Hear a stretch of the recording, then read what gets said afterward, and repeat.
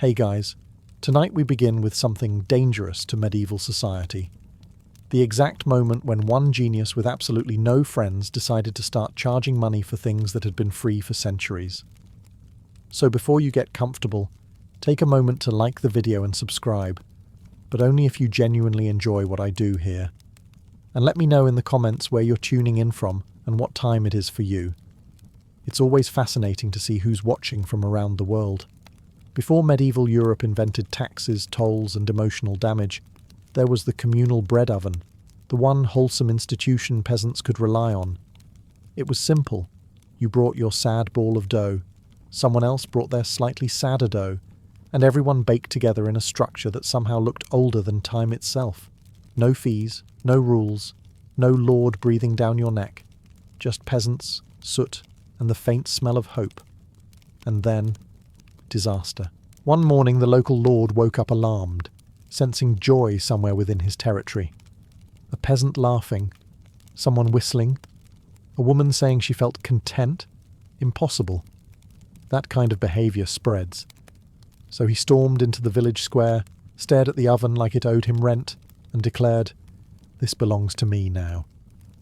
If you want bread, pay me."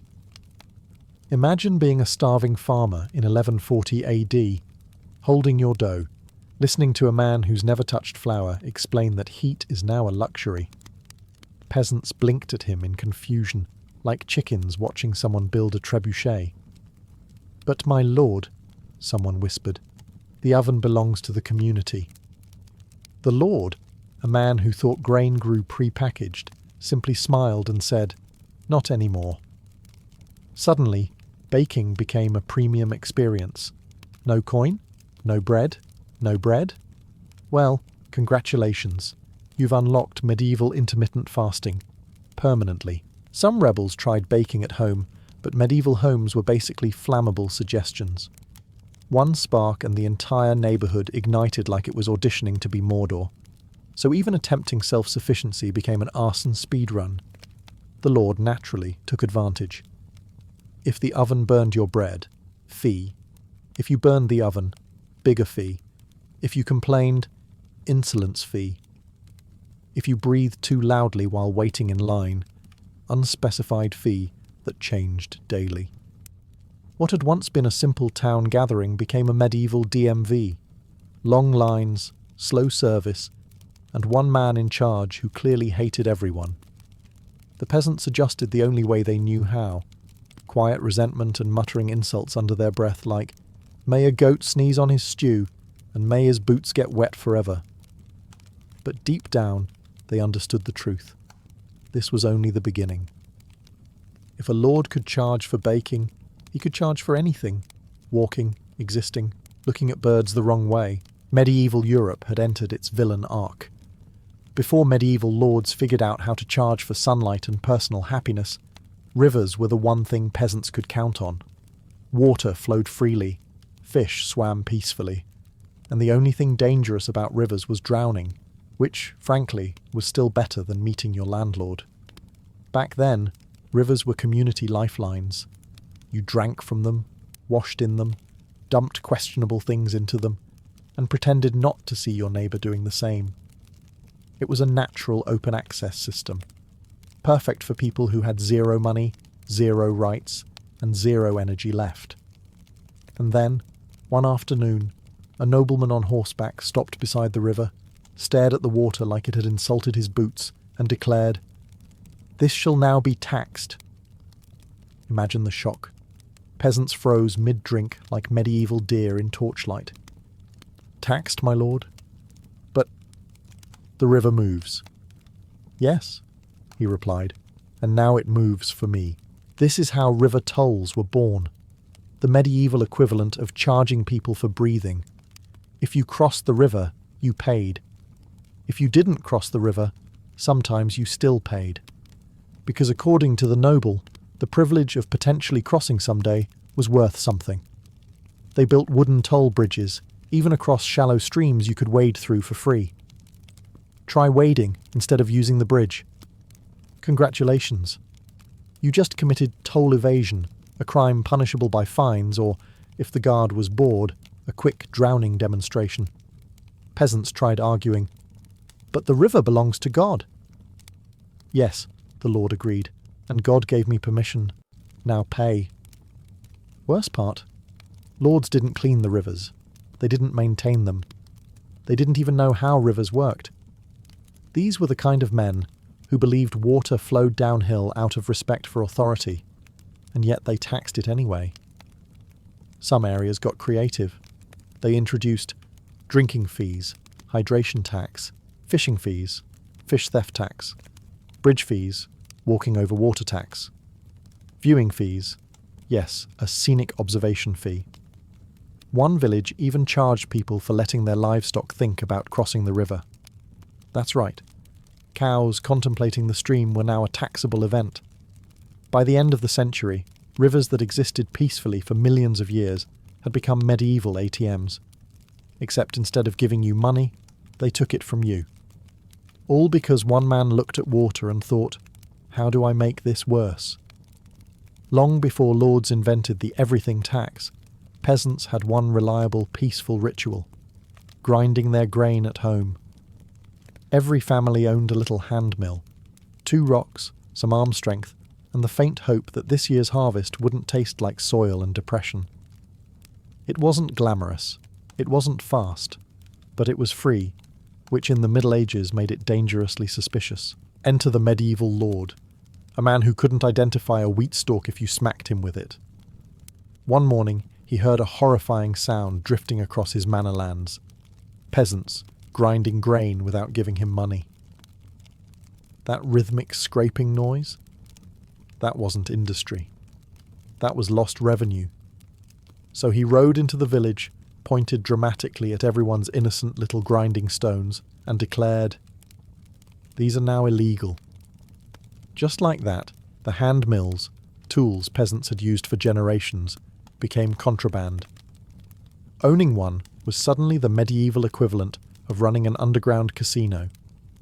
Instead, everyone was now forced to bring their grain to the lord's monopoly mill, operated by a man who definitely didn't wash his hands and definitely judged your grain quality.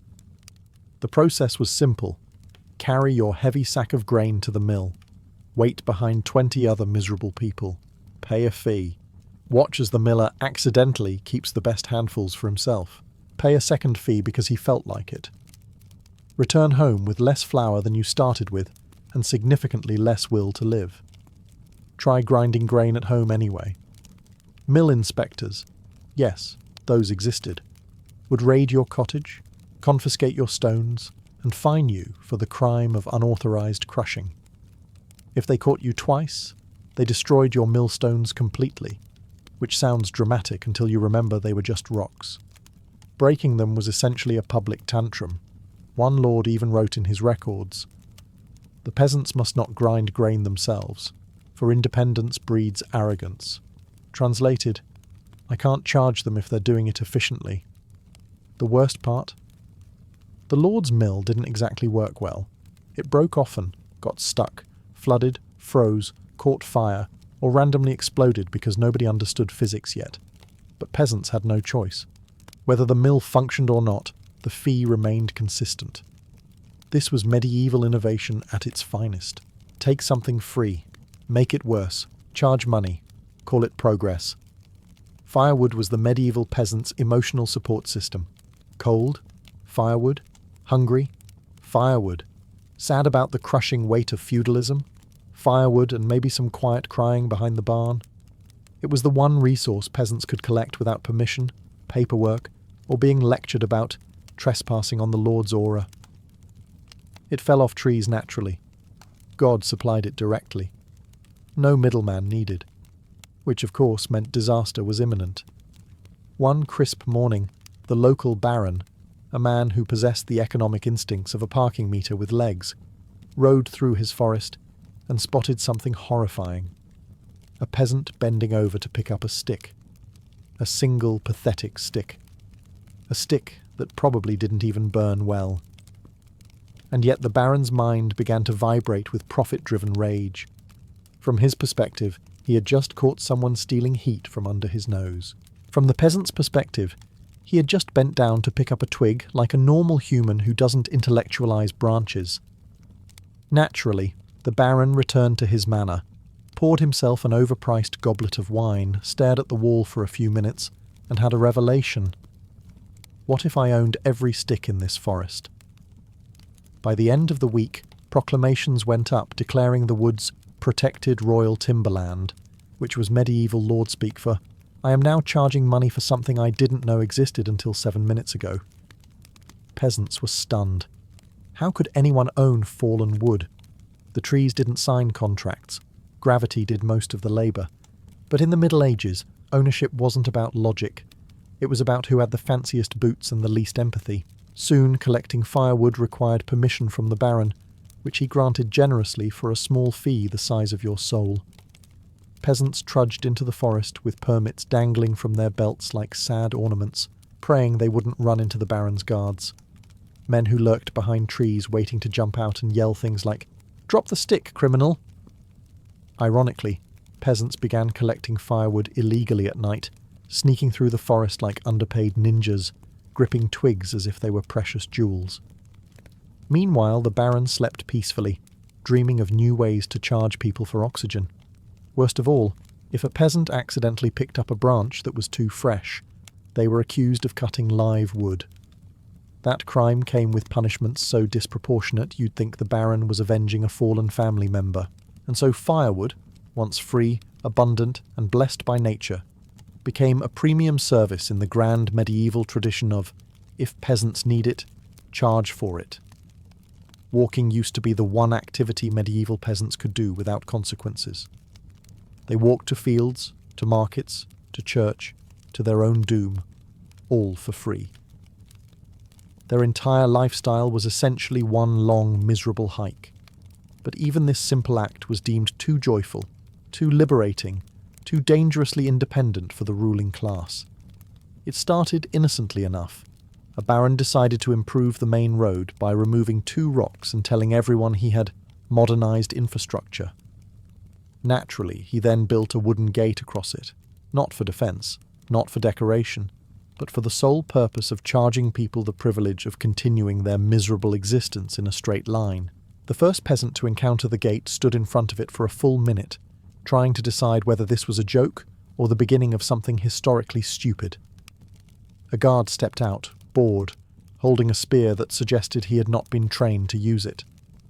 The guard announced with great ceremony, "To pass, you must pay the road toll." The peasant blinked, confused. Walking was not a luxury. It was the only transportation he had besides collapsing from exhaustion. But the guard insisted. The Lord had declared that his roads needed maintenance, even though the roads consisted of mud sprinkled with hope and occasionally a dead sheep. Soon every traveller had to pay to pass. Merchants, monks, barefoot children carrying turnips, all lined up to pay money to walk on dirt they had already compacted with their own feet for generations. If you dared to walk around the gate through the grass instead, another guard would appear out of nowhere, as if grown directly from the soil, and demand a fine for unauthorized bypassing of lordly infrastructure. Worse still, some lords added tolls to roads they did not improve, did not own, and had never visited. They simply claimed the ground on the basis that it was visible from their tower on a clear day. If the peasants argued, the lord responded with the medieval version of legal precedent. Because I said so. Soon walking became an economic gamble.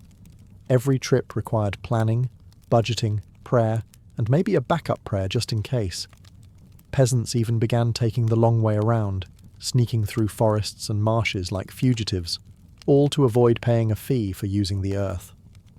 Thus, the walking tax became the perfect medieval innovation, turning basic survival into an invoice.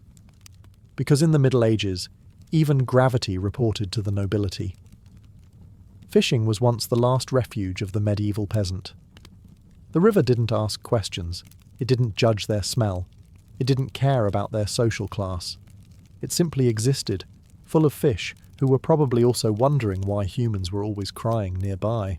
For generations, peasants wandered down to the water, tossed in a crude net, and hoped to catch something other than boots, rocks, or existential despair. Fish was free, not because the Lord allowed it, but because nobody had been imaginative enough yet to charge for animals with no property deeds. And then one afternoon, a nobleman standing on a bridge got an idea so catastrophic that historians should list it as an official medieval disaster. He watched a peasant haul a wriggling trout from the water, and instead of feeling a human emotion like empathy or good for him, he felt the sudden, overwhelming urge to own the entire river. He declared, in the confident tone of a man who had never been contradicted by reality, "The fish are mine." The peasants stared back at him, stunned, trying to understand how someone could own creatures that lived underwater and had never heard of taxes. But the noble insisted. The river belonged to his land, therefore everything in it did too. This included fish, frogs, reeds, and likely several confused eels. Fishing became a licensed activity. But medieval licenses weren't pieces of parchment. They were just verbal threats disguised as permissions. The Lord's bailiff patrolled the banks, waiting to catch someone illegally retrieving dinner. If you pulled up a fish without paying, it was considered theft. Theft, of course, of something that nature created and you physically caught with your own hands. Punishments varied. Some peasants were fined. Others had their nets confiscated. A few were dragged before the Lord and lectured about respecting authority, which was arguably worse. If you were caught fishing more than once, the Lord might take your boat, your dignity, or in extreme cases, your freedom. Because nothing says justice like imprisoning someone for catching a carp. The absurdity didn't stop there. Some lords charged seasonal fishing fees, claiming winter fish were more valuable. Others taxed by species, as if a pike understood its own market worth. One particularly ambitious noble even attempted to tax fish caught by accident, such as those that leapt directly into buckets during storms. Thus, the river, formerly a source of life, became a medieval supermarket where the prices were high, the surveillance was constant, and the fish absolutely did not agree to any of this. Rain was one of the few dependable blessings in the medieval world. It fell from the sky without charging interest. It watered crops, refilled rivers, and gave peasants something to complain about that wasn't hunger, plague, or feudalism. Best of all, it was free, which in medieval Europe meant it was living on borrowed time. The trouble began when a particularly entrepreneurial lord looked out his manor window during a storm, noticed the peasants' roofs glistening with fresh rainwater, and felt a deep, unnatural anger that nature had dared to supply hydration without consulting him first. In his mind, water falling on his land was exactly the same as water belonging to him personally. So he announced a new rule with the confidence of a man who had never understood physics. All rain that touches my estate is mine. The peasants, drenched and confused, tried to wrap their heads around this revelation. The sky, to their knowledge, was not part of the Lord's estate. It did not pay rent. It did not attend feudal ceremonies.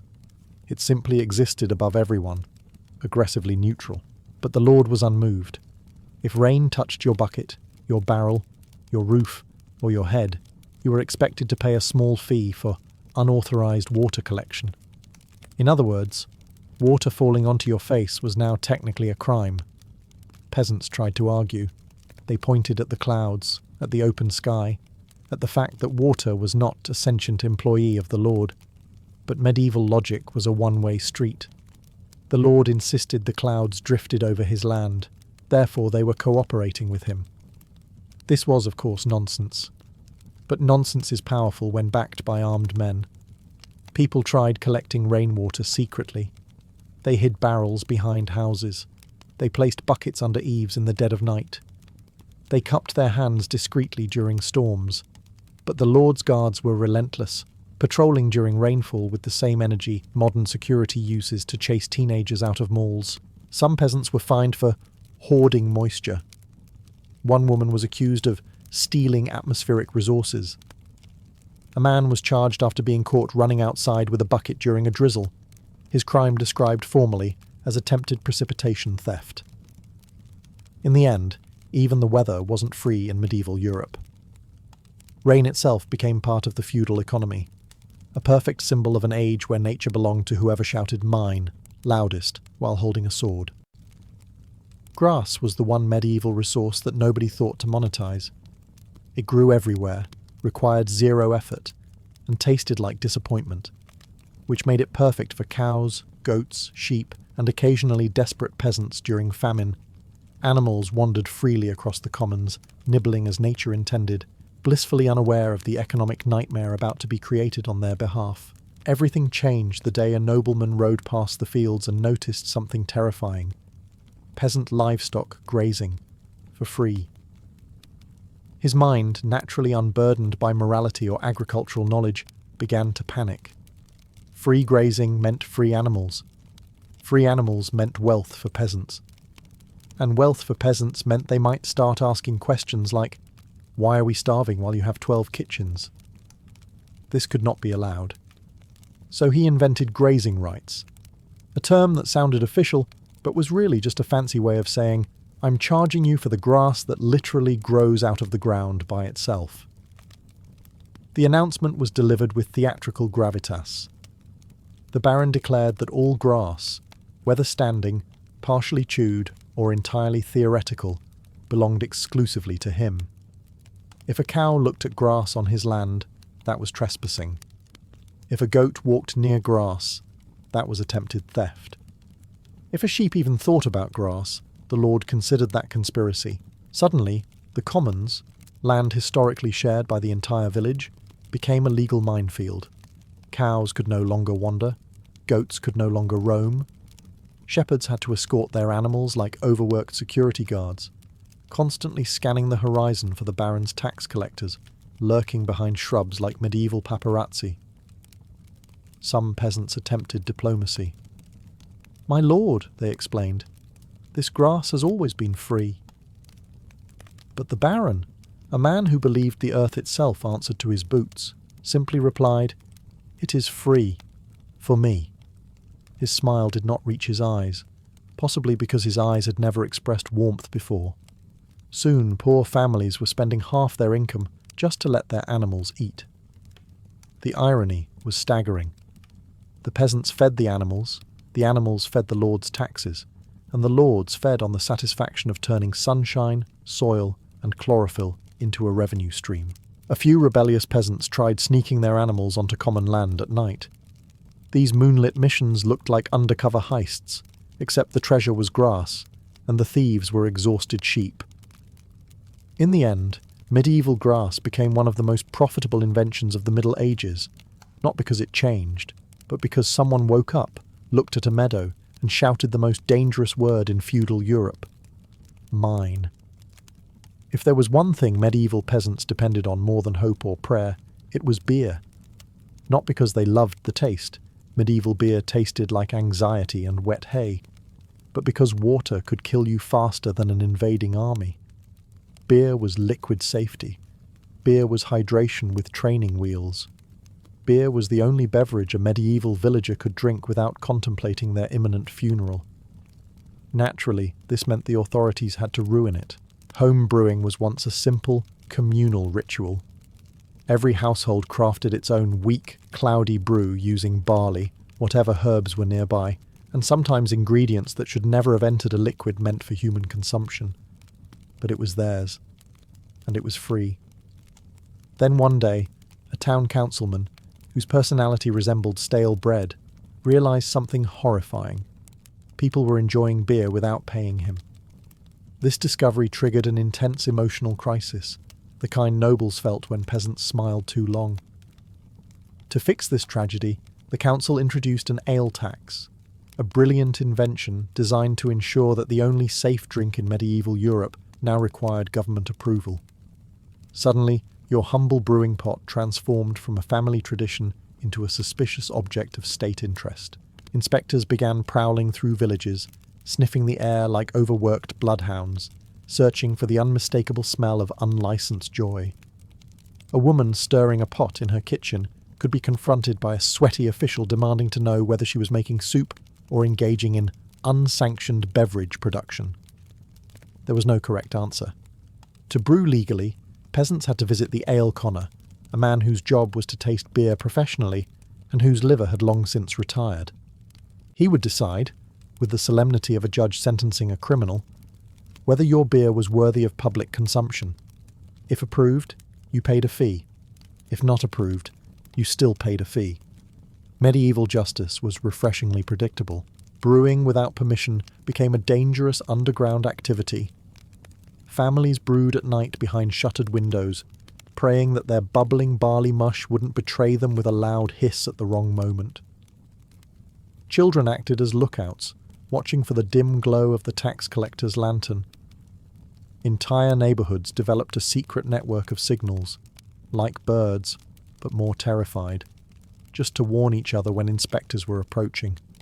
In the end, medieval beer was no longer the humble drink that connected thirsty peasants to survival.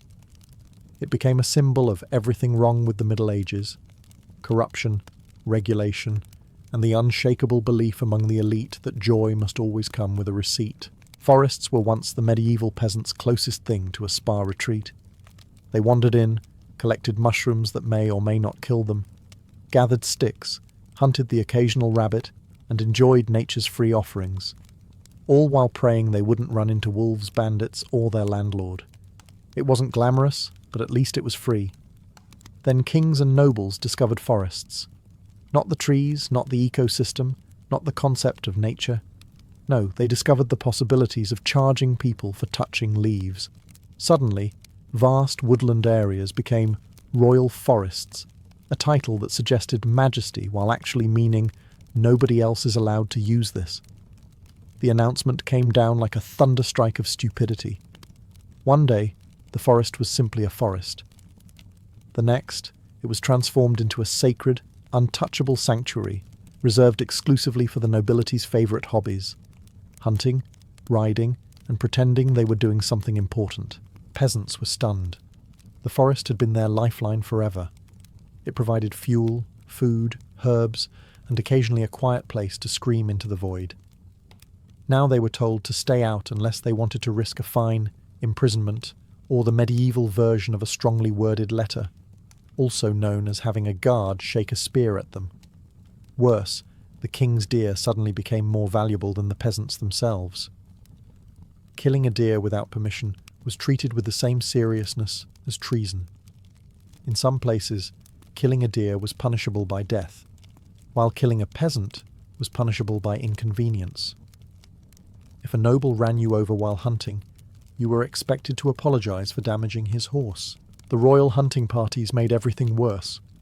100 nobles would flood the forest, trumpets blaring, horses everywhere, dogs barking like they were unionized. And after they scared away every animal within 10 miles, they declared the forest overused and banned peasants even harder. Some peasants tried sneaking in at night, tiptoeing through branches like medieval ninjas, gathering herbs in terrified silence. Every snapped twig felt like a death sentence.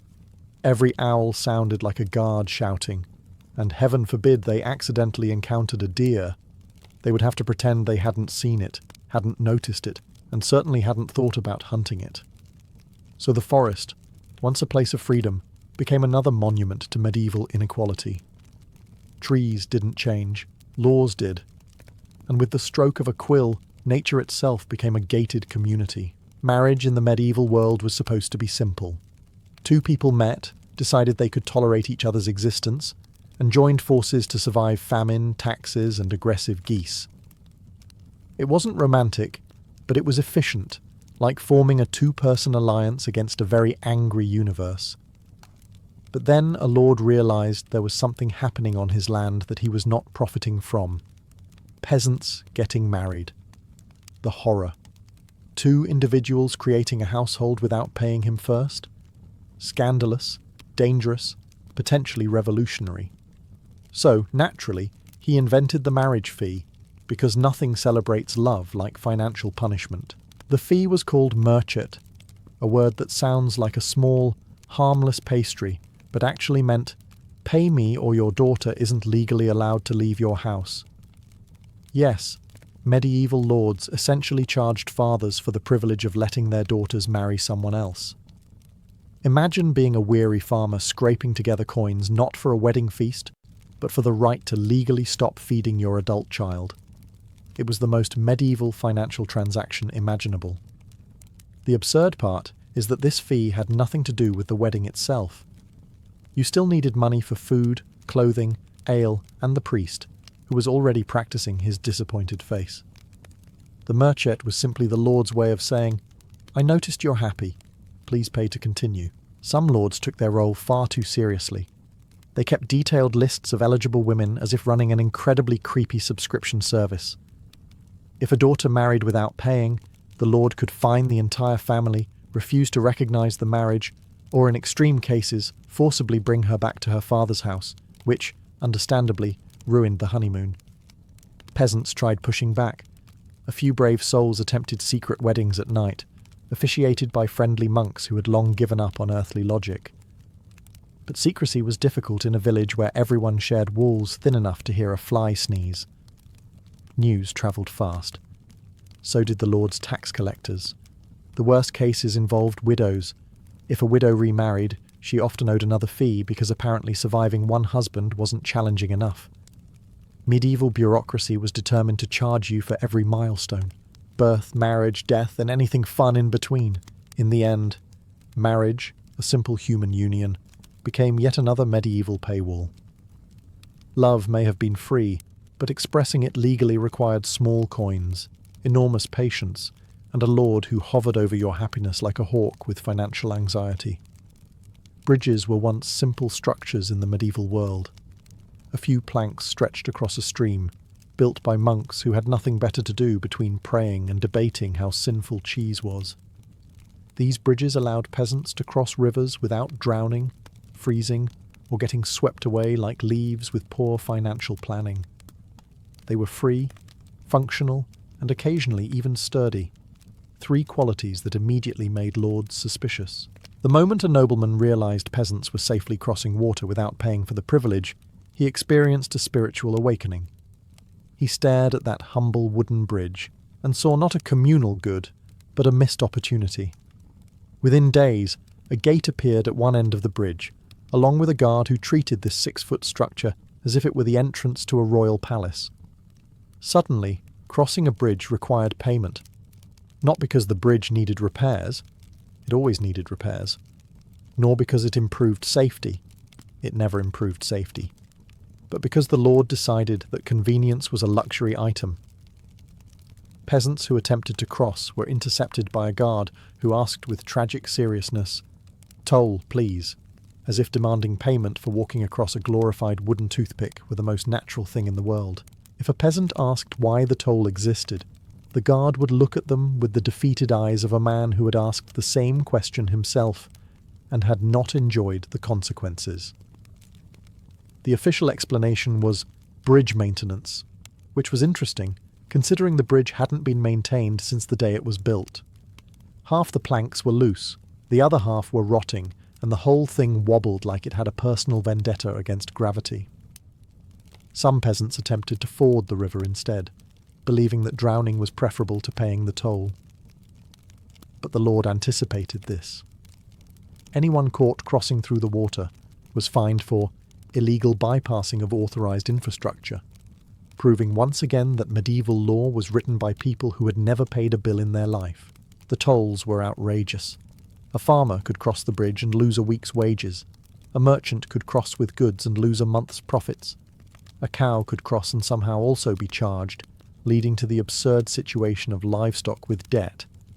In the end, the bridge became a perfect medieval metaphor, flimsy, overpriced, barely functional, and somehow still profitable for the only person who didn't use it. Medieval peasants lived simple lives held together by 3 basic actions: grinding grain, baking bread, and brewing beer. These were not hobbies. These were survival skills, the holy trinity of, "Please don't let me die this winter." For generations, peasants handled all 3 tasks themselves, using tools fashioned from stones, wood, and sheer desperation. Everything worked fine, which made it inevitable that someone of noble birth would ruin the entire system. The trouble began when a baron, burdened with free time and a complete lack of empathy, realized peasants were performing essential life functions without consulting him first.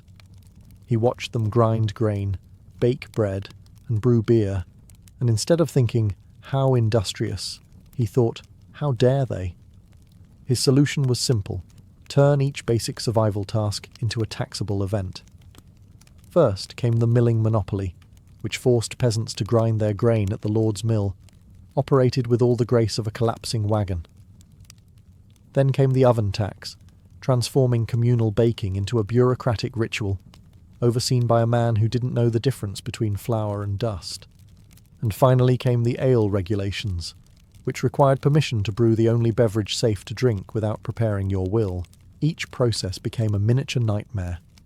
A villager trying to grind grain had to trudge to the Lord's mill, wait in line, lose a portion of their flour to spillage, and pay a fee large enough to question whether bread was emotionally worth it.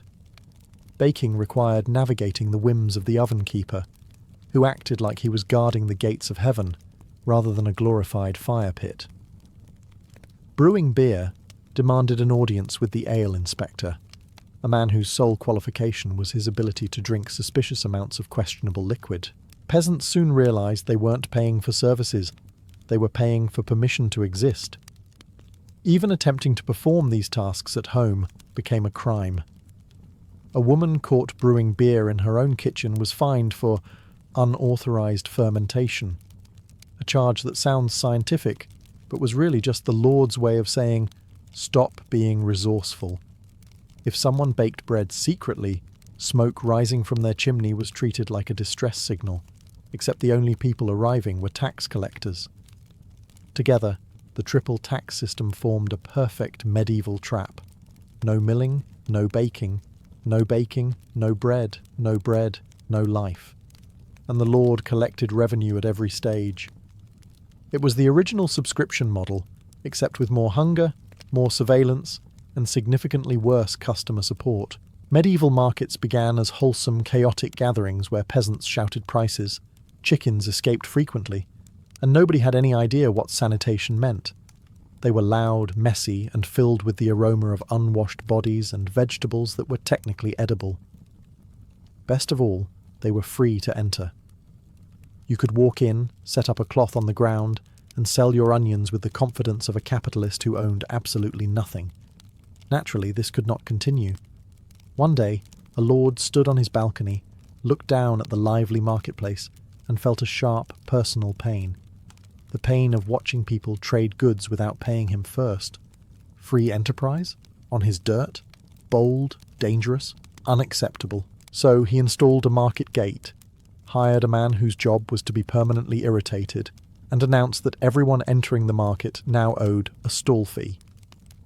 Overnight, every peasant selling turnips was transformed into a reluctant taxpayer. This was only the beginning, of course. Medieval fees multiplied faster than bedbugs in a monastery. First came the entrance fee, because walking into the market apparently required financial commitment. Then came the space fee, because your 1 square metre of dirt was suddenly premium real estate.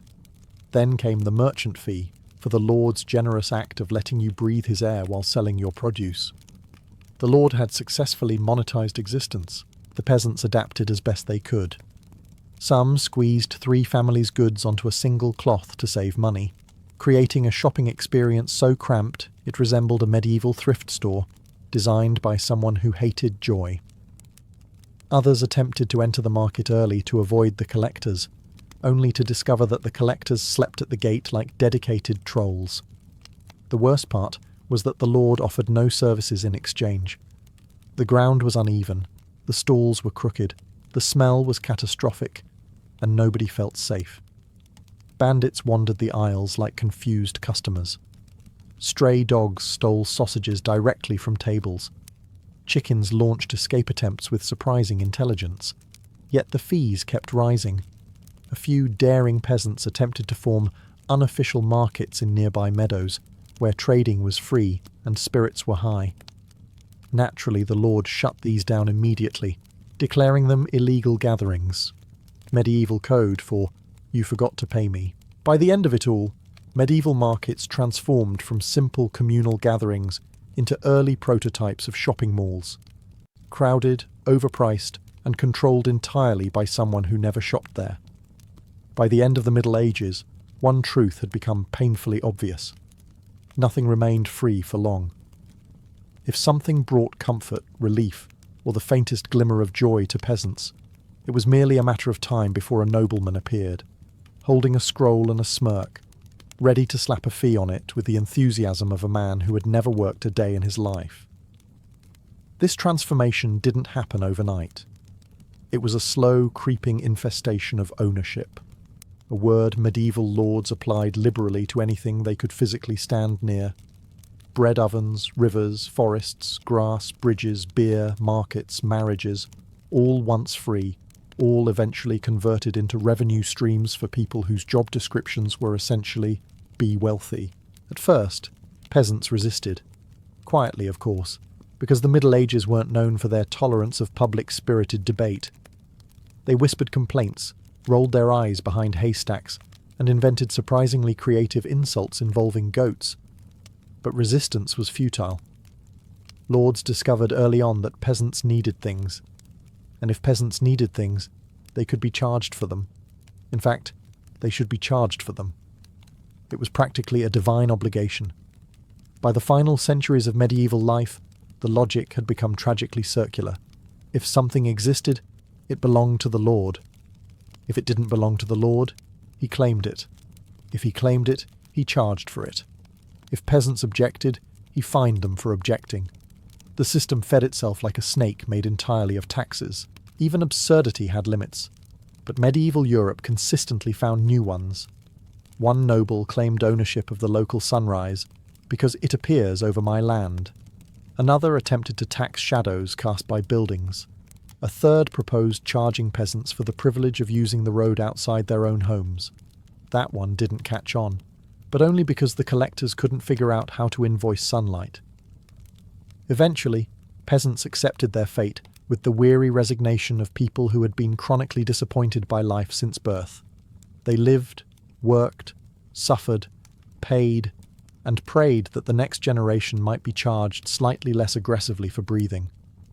Little did they know that the future would invent parking meters, subscription fees, and airline baggage charges. Proof that while the Middle Ages eventually ended, the mindset behind medieval taxation absolutely did not. And that, more than anything, is the real legacy of medieval Europe. Everything was free until one idiot charged everyone, and humanity has been paying ever since. Legio X Fretensis did not emerge from the calm, orderly machine people imagine when they hear Roman legion. No, its birth was violent, messy, and soaked in the saltwater spray that gave the legion its famous name. Fretensis meant of the strait, a nod to the Strait of Messina, where the earliest soldiers of the unit first proved they could fight on land, sea, and anywhere in between. From its first days, Legio X was shaped not by parade grounds and marble cities, but by storms, blades, and the chaotic geography of the Mediterranean world. The legion was originally crafted under Julius Caesar, a man who loved two things above all: glory and legions that made him look unstoppable. If Caesar gave a unit his personal approval, that meant it was ruthless, disciplined, and dangerously efficient. Legio X quickly became one of his favourites, and being Caesar's favourite came with perks, like better pay, better camp positions, and a reputation that made enemies tremble, but also responsibilities, such as winning battles that no sane commander should have asked humans to fight. Early on, the men of Legio X earned their name in the naval theatre of the civil wars. It wasn't common for Roman legions to fight at sea, but Caesar did not care. If he needed infantrymen to sprint across the deck of a ship during a storm and hack apart Pompeian sailors, he expected Legio X to smile, salute, and do it. They did exactly that. Their identity, half soldier, half sea beast, began there, carved into their pride as deeply as into their shields. They were also known for a symbol that captured their character perfectly: the wild boar. Not a noble eagle, not a mythic creature. No, a boar. The kind of animal that charges headfirst into danger, refuses to die cleanly, and leaves scars on anyone foolish enough to corner it. The men of Legio X liked this symbolism. It matched their nature, stubborn, fearless, and always ready to smash through anything keeping them from their objective. By the time the first century of the Empire rolled in, Legio X Fretensis had already built a reputation as one of Rome's most aggressive and reliable legions. Loyal to a fault, brutal when ordered, and impossible to intimidate, they marched wherever the emperors pointed, toward deserts, mountains, and in time, the explosive province of Judea, where their legend would solidify forever. By the time Legio X Fretensis received orders to leave the Mediterranean world behind and march into the unpredictable furnace of Judea, they were no longer just Caesar's old shock troops. They were a hardened instrument of imperial will. Years of civil wars, frontier policing, and imperial reshuffling had conditioned them into something colder than loyalty and sharper than discipline.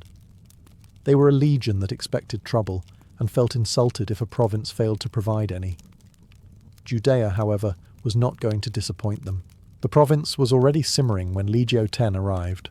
Local tensions, religious divisions, and Rome's talent for overtaxing everyone had created a pot ready to boil over. Even from a distance, the legionaries knew they were walking into a storm. Rumours travelled faster than marching columns. Stories of uprisings, ambushes, fanatical rebels, and towns that refused to stay conquered. It wasn't the peaceful retirement post older soldiers joked about. It was a powder keg, and Legio X, as usual, brought the spark. Under the command of generals who trusted force more than diplomacy, the legion marched south, passing through landscapes that felt increasingly foreign. The breezy coasts and fertile plains of the Mediterranean were replaced by harsh hills, scorching sun, and fortresses clinging to cliffs like stubborn barnacles. Many Roman soldiers disliked Judea instantly. It was hot, dry, and full of people who refused to be impressed by Roman armour. But Legio X wasn't here to make friends.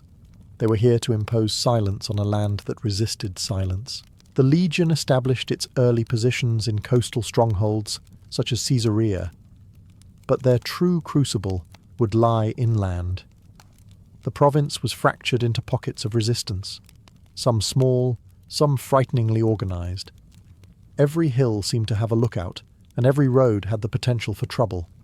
Patrols were attacked, supply lines were harassed, scouts vanished. In Roman terms, this meant only one thing: a full-scale rebellion was coming, and when it hit, Rome would answer with overwhelming force. Legio X was soon assigned to the incoming imperial commander, Titus, son of the emperor, ambitious, strategic, and perfectly willing to break a city if it wouldn't obey. The men of the legion sharpened their blades, oiled their armour, and prepared for a campaign that even by Roman standards promised brutality. They were marching toward the heart of the revolt, toward Jerusalem, toward a siege that would turn their name, once associated with Caesar's naval daring, into a symbol of destruction carved into the memory of an entire region. When Legio X Fretensis finally stood before Jerusalem, they saw not just a city, but a fortress layered in stone, faith, and defiance. The rebels had turned every wall, tower, and gate into a declaration of resistance. For the legionaries, who had fought in deserts, forests, and coastal straits, Jerusalem presented a new kind of challenge, one that was equal parts military puzzle and psychological war. The city meant everything to its defenders, and that kind of devotion often made sieges far uglier than Rome preferred. Titus knew this. He understood that the rebellion wouldn't be crushed by speed or dramatic charges, but by patience and precision. And so Legio X, along with the other legions marching under his banner, set about doing what Rome did best, turning a city into a cage. The first step was encirclement. No one would leave, no one would enter. Food and hope would begin to dry up together. Legio X was positioned on the Mount of Olives, east of the city, close enough to see the walls, the temples, the markets, even the rooftops where watchers stood like statues. From here, the legion's engineers wasted no time. They began constructing siege camps, watchtowers, palisades, and artillery platforms. The thud of hammers, the groan of wood, and the grinding of stone echoed across the hills. The rebels could see it happening, and the psychological pressure built with every structure completed. But the defenders weren't idle. They launched sorties, sudden, vicious attacks meant to disrupt the Roman works. Legio X found itself in constant skirmishes. One moment they were building ramps, the next they were grabbing shields to repel screaming fighters charging down the slope. The rebels fought with a ferocity that impressed even the hardened veterans of the Legion. These weren't disorganized raiders. They were desperate, skilled, and intimately familiar with their terrain. Still, Legio X pressed on. Their artillery crews brought up ballistae and scorpions, machines capable of launching bolts and stones with enough force to impale a man through a shield. The Legion began hurling projectiles into the city, not just to damage structures, but to wear down morale. Each strike was a reminder. Rome had come to end this rebellion, and Legio X intended to finish the job. The siege was only in its opening phase, but the pattern was already clear, an unstoppable machine tightening its grip. The city might have walls, but Legio X had time, iron, and an emperor's patience. And in a Roman siege, patience was often the deadliest weapon. As the siege stretched on, Legio X Fretensis settled into the rhythm of slow, methodical destruction.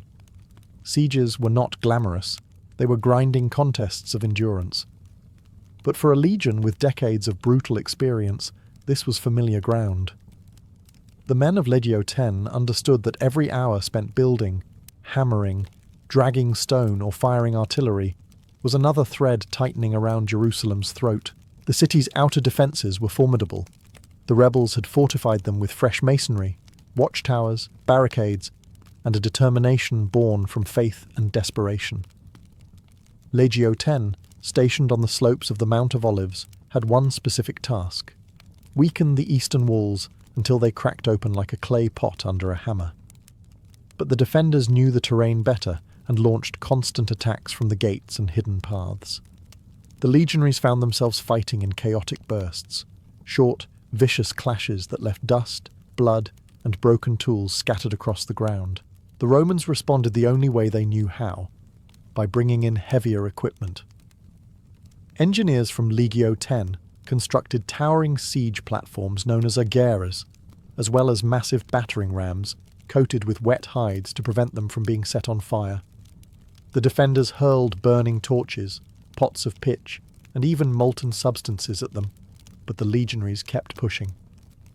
Every step the rams advanced felt like pushing against the heartbeat of the city itself. Meanwhile, Roman artillery crews worked tirelessly. Ballistae snapped, scorpions twanged, and stones crashed against the walls. Each impact chipped away at the defenders' confidence. The rebels retaliated with slings, arrows, and curses shouted from the battlements. Yet Legio X simply adjusted formation, raised shields, and marched forward again. This relentlessness, cold, disciplined, mechanical, was what terrified Rome's enemies far more than the weapons. Eventually, the constant bombardment paid off. Cracks spidered through the masonry, stones loosened, sections of the wall sagged under their own weight. The defenders scrambled to reinforce weak points, stacking debris and timbers in a frantic attempt to keep Roman steel out. But the legionaries could smell collapse. They felt it in the trembling ground and saw it in the bulging foundations. Every legionary knew what came next. Once the walls gave way, the battle would shift from engineering to slaughter.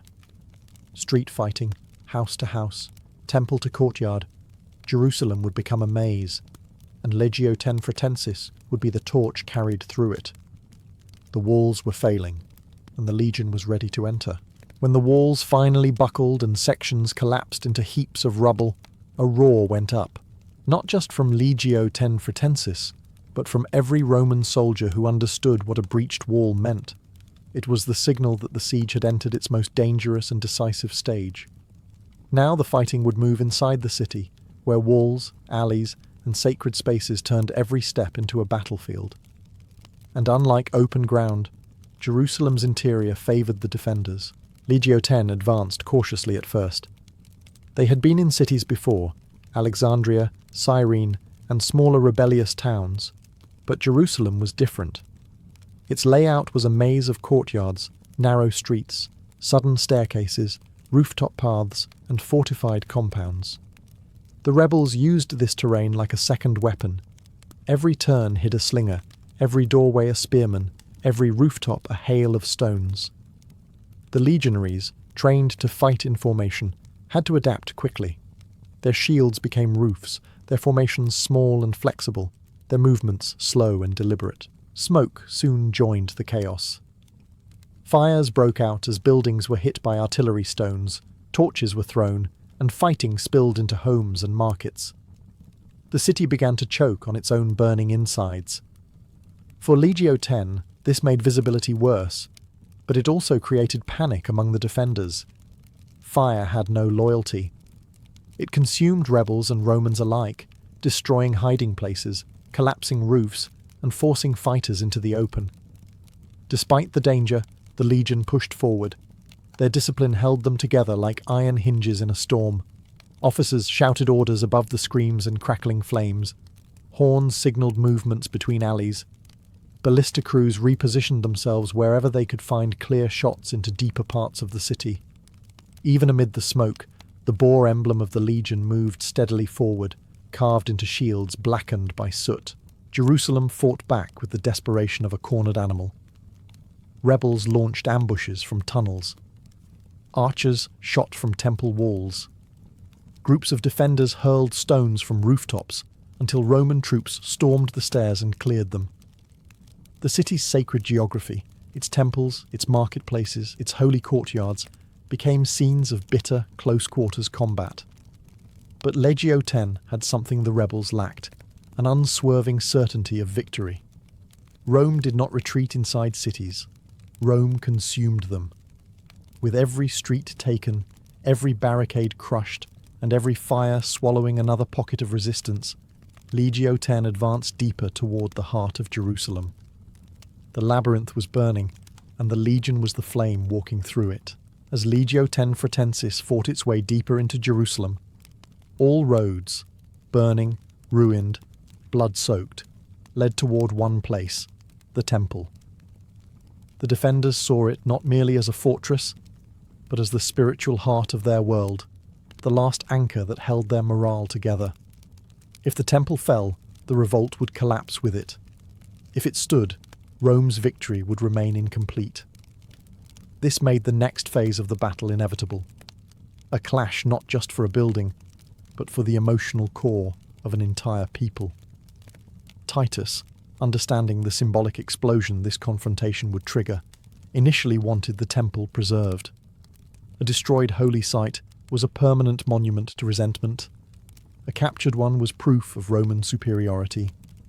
But wars have a way of ignoring the wishes of commanders, especially when fire, fear, and exhausted soldiers mix together inside a city already half in ashes. Legio 10 advanced along the eastern approaches, pushing through barricades made of overturned carts, smashed furniture, and broken columns. The defenders fought with renewed fury. This wasn't about territory anymore. It was about survival of identity. Every rebel who rushed forward knew he was buying a few more minutes for the temple behind him. The legion's boar-emblazoned shields pressed forward anyway. As fighting intensified around the outer courts, flames from nearby structures licked dangerously close. Arrows snapped overhead. Stones crashed down from upper levels. Roman soldiers hacked through doorways and splintered gates, clearing rooms and corridors one by one. It was a brutal, suffocating fight. No grand formations, no open-field tactics, just the grinding push of shields and blades in sacred halls. Somewhere in the chaos, a spark caught where it shouldn't have. Ancient wood, dry from the summer heat, ignited.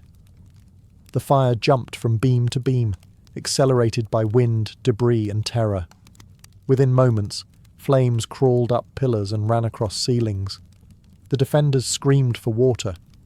The Romans begged for order, but the blaze no longer listened. Legio 10 tried to contain it, but war has no interest in preservation. As the fire roared higher, rebels attacked with wild desperation. attempting both to repel the Romans and save the temple. The legionaries fought them off, step by step, until collapsing floors and choking smoke made the outcome inevitable. The temple burned. A sacred symbol turned to ash, its collapse echoing across the hills like a final shattering truth. Jerusalem's fate was sealed. Legio X Fretensis had witnessed the death of a civilization's heart, and still the battle was not over. With the temple reduced to a smouldering skeleton and Jerusalem gasping under layers of ash, Legio X Fretensis found itself in the final, most stubborn phase of the campaign, hunting down the pockets of resistance that refused to surrender. The destruction of the city's heart had shattered the revolt's unity, but not the determination of its survivors. Many defenders retreated into fortified quarters, underground passages, and hidden chambers, anywhere they could still make a last stand. For the Legion, this meant the siege had turned into a manhunt. The nature of the fighting changed. Gone were the massed charges and open clashes. Instead, Legio X entered warrens of debris, shattered columns, collapsed roofs, and cramped tunnels. Every shadow could hide an enemy, every corner another ambush. These surviving rebels fought with nothing left to lose. Some hurled themselves at Roman shields with makeshift weapons. Others set traps or launched sudden attacks from rubble piles. It was unpredictable, exhausting work, an urban jungle of smoke and stone. But if there was one thing Legio X excelled at, it was systematic destruction. They moved through the ruins like a cold tide, clearing block by block. Engineers collapsed tunnels, sealed hidden rooms, and broke through walls to expose fighters inside. Scouts mapped remaining strongholds. Artillery crews fired short-range shots to pulverize stubborn pockets. And infantrymen, grim, soot-blackened, and relentless, pressed forward with the quiet certainty of men who knew this was the last act. The rebels clustered especially around the upper city, the last major bastion of organized resistance. It was a district of wealthy homes, massive stones, and strong defenses, but that only delayed the inevitable.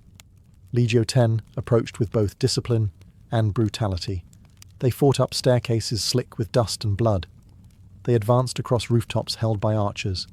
They battered down gates reinforced with furniture, beams, and anything the defenders could scavenge. Slowly, the last pockets broke. Some rebels surrendered, starved, exhausted, eyes hollow. Others fought to the final breath, refusing to let Romans take them alive. Legio X recorded no triumph in these final kills. It was simply work, grim and necessary. The city that once defied them was now a carcass of fallen walls, burnt sanctuaries, and silent streets. By the time the upper city collapsed, resistance in Jerusalem was effectively dead. The revolt had been severed at every limb, every artery cut, and Legio X Fretensis, its shield scorched and its boar emblem blackened by smoke, stood as one of the primary executioners of Rome's will. The siege was over, but their role in Judea, and the legend that followed, was far from finished. With Jerusalem crushed and the revolt shattered, most legions would have marched home or been redeployed elsewhere. But Legio X Fretensis wasn't done with Judea, not by a long shot. Rome needed a permanent reminder for the region, something more persuasive than taxes and governors. They needed a physical embodiment of fear, discipline, and consequence. And so the emperor chose the perfect instrument, the same legion that had broken the rebellion. Legio X would remain in Judea as its iron shadow. Their new headquarters was established at Jerusalem itself, what was left of it. The city, now a ruin of blackened stones and skeletal structures, had lost its role as a cultural and religious centre. For Legio X, this ruin was not a tragedy, it was a fortress. They parked themselves on the western hill, building barracks, workshops, granaries, and walls over the remains. Roman camps were not temporary.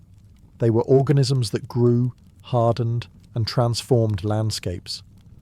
Soon the boar insignia flew over ground that had once been sacred. Their presence changed the rhythm of Judea entirely. Patrols marched roads daily. Watchtowers sprang up along major routes. Checkpoints monitored movement between towns. Rebellious settlements were scrutinized. Peaceful ones were taxed and surveyed. The legion became the backbone of Roman control, a constant reminder that resistance was not merely futile, but suicidal. And Legio X handled the job with the cold efficiency Rome expected. They put down minor uprisings quickly and decisively. They escorted officials, guarded supply caravans, enforced laws, and built infrastructure. Roads, aqueducts, and fortified posts spread outward, all carrying the unmistakable stamp of Roman engineering. Even people who had never seen a Roman soldier could feel their influence in the stone beneath their feet. But their duties weren't limited to policing. They remained a military unit first and foremost, trained to respond to larger threats. When the sparks of the Bar Kokhba revolt began decades later, Legio X was still there, its veterans scarred and relentless, its recruits raised in the shadow of Jerusalem's ashes. The new rebellion would be one of the fiercest Rome had ever faced, and Legio X would once again be at the centre of the fight. For now, though, the region simmered in uneasy submission. Markets reopened, caravans returned, and Rome began reshaping the province in its own image. But the people never forgot what had happened, or who had done it. Legio X Fretensis had become more than a legion. It was an occupying force, a warning, a symbol etched into the land itself. Their work in Judea was not ending. It was evolving. By the time Legio X Fretensis finally left its long station in Judea, generations had passed. New emperors had risen and fallen. Cities elsewhere had flourished, crumbled, and been rebuilt again. But in Judea, the shadow of the legion remained heavy, even after its boots were no longer on the ground.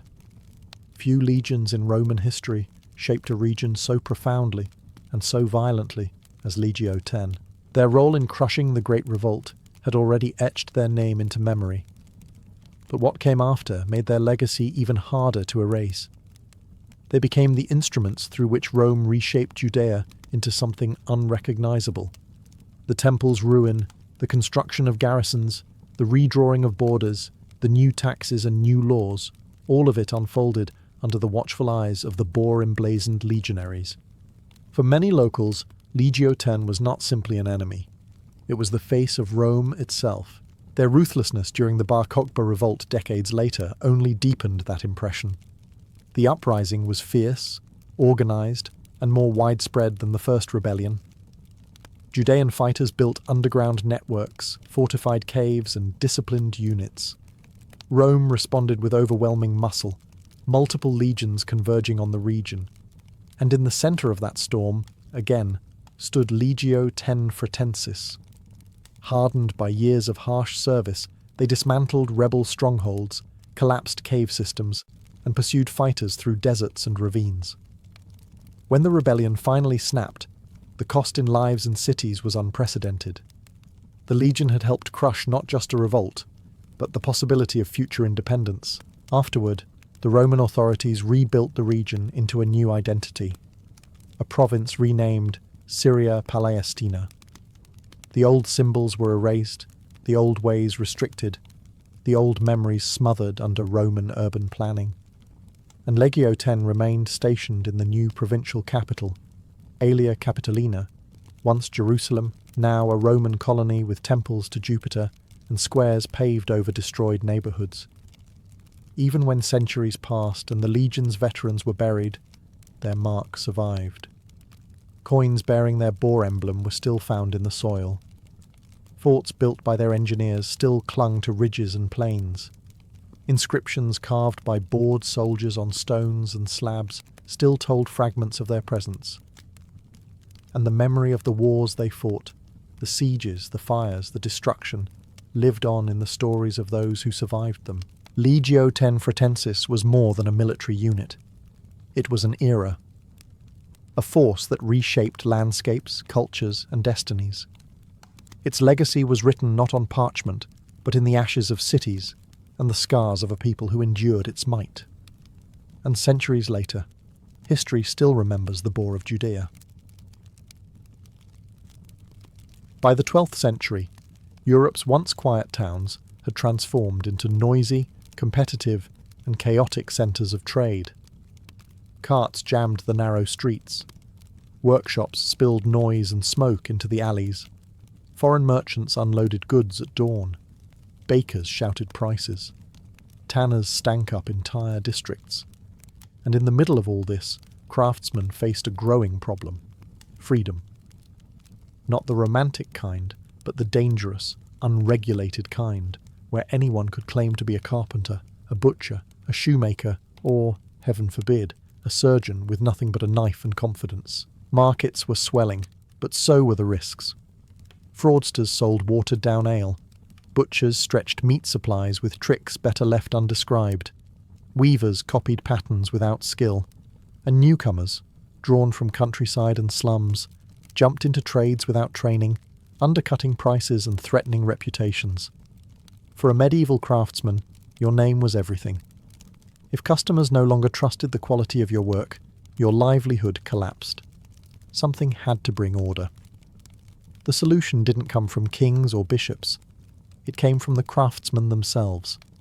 They began forming sworn associations, groups of workers united not by blood or lordship, but by trade.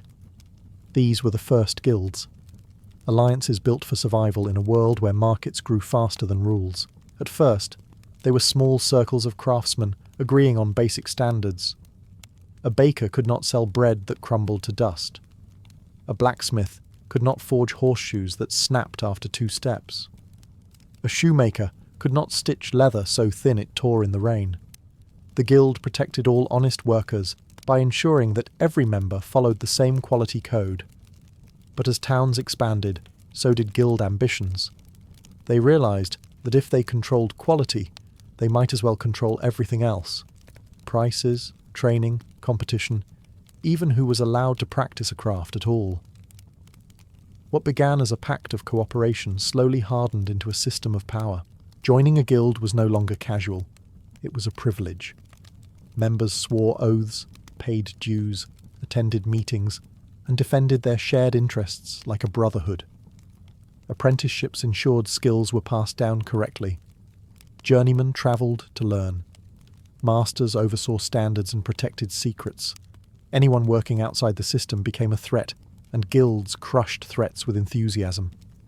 In a world where kings ruled kingdoms and lords ruled lands, guilds ruled the streets, and their rise would reshape medieval life more profoundly than anyone expected. To understand how the guild system rose to power, you have to start at its beating heart, the training ladder. Medieval crafts weren't learned through books or classrooms.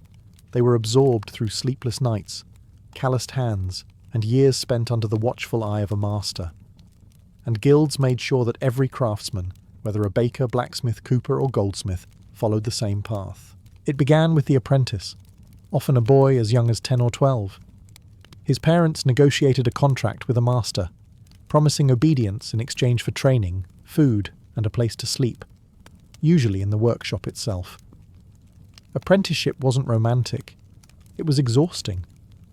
They swept floors, chopped wood, stirred vats, fetched water, stretched hides, and endured endless scolding while learning the first fragile steps of the craft. But this crucible forged loyalty.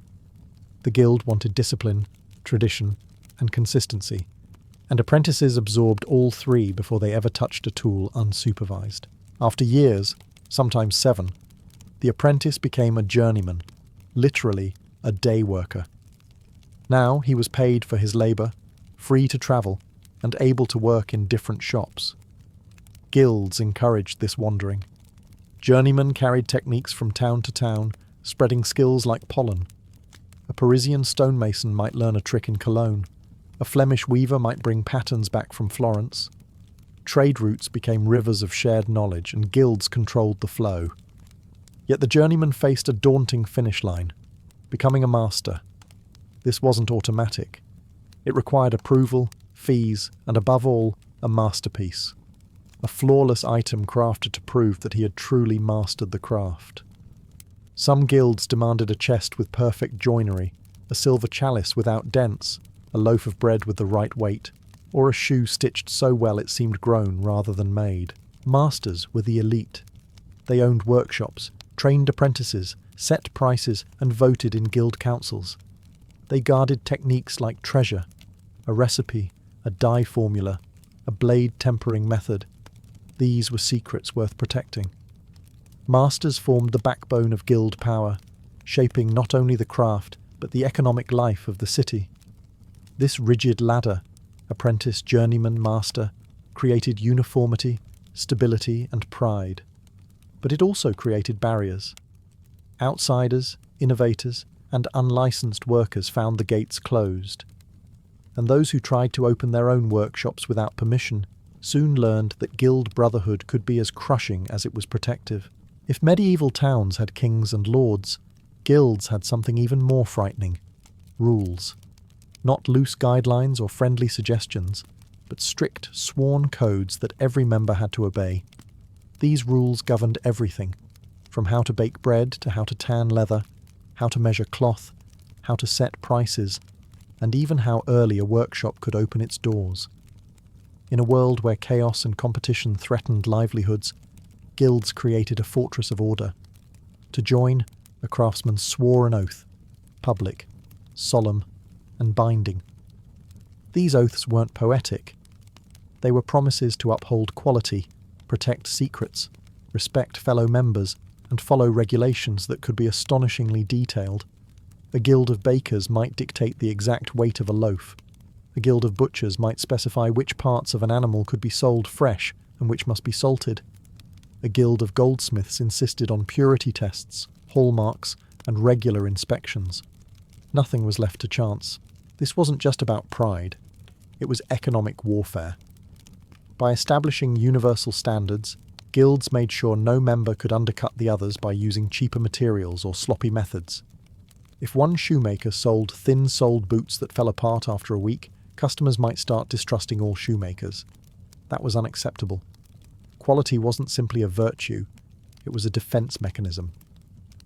To enforce their rules, guilds appointed wardens or inspectors, men with the authority to walk into workshops unannounced and examine goods. If they found fraud, they didn't just lecture.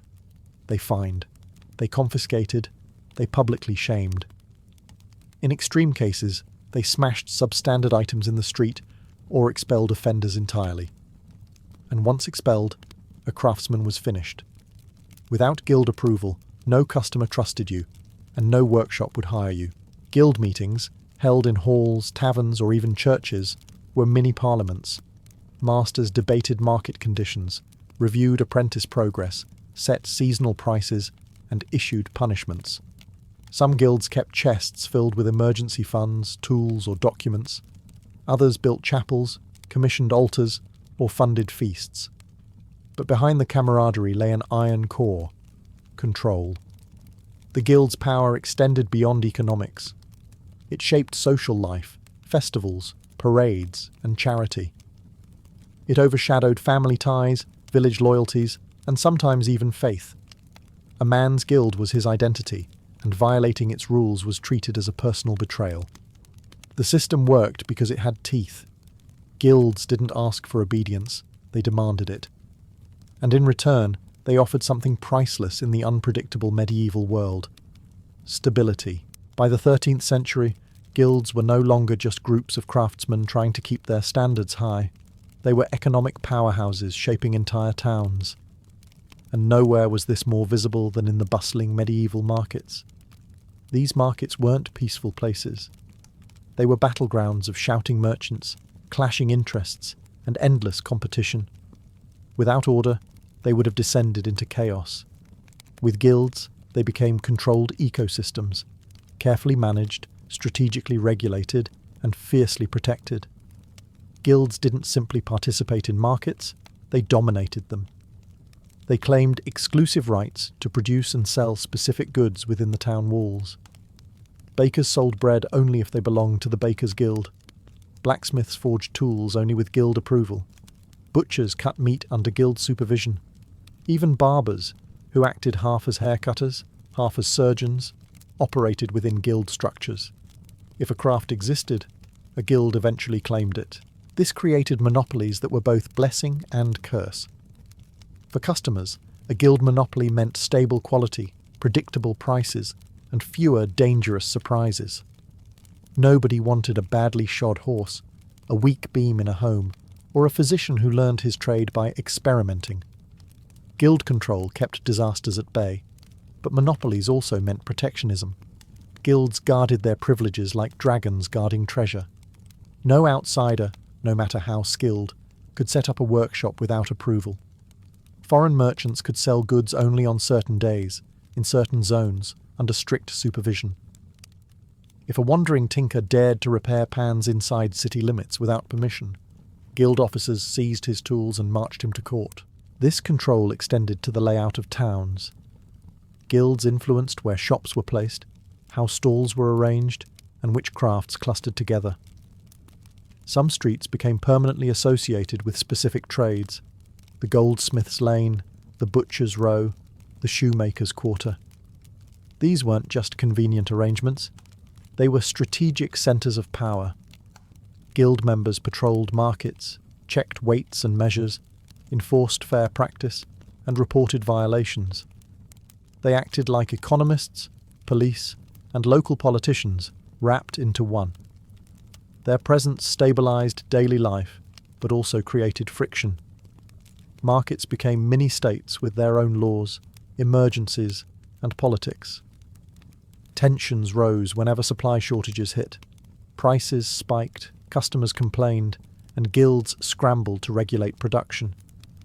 Yet overall, guild monopolies turned cities into highly organised commercial engines, predictable, prosperous, and safe enough for trade to flourish. But behind this order lurked conflict. As guilds tightened their grip, other groups, merchants, nobles, and even kings, began asking a dangerous question. Should guilds really have this much power? If guilds were only economic machines, their rise would have been impressive but short-lived. What made them so resilient, so deeply woven into medieval life, was the fact that they functioned as communities, almost like families bound not by blood, but by craft, pride, and ritual. To be part of a guild was to belong to something larger than oneself, something that shaped a man's identity from the day he entered as a trembling apprentice to the day he was carried to his grave. Every guild had its own rituals, feasts, symbols, and patron saints. Bakers honoured Saint Honoratus. Masons worshipped under the protection of the Virgin Mary. Goldsmiths revered Saint Eligius. These weren't decorative details, they were emotional anchors.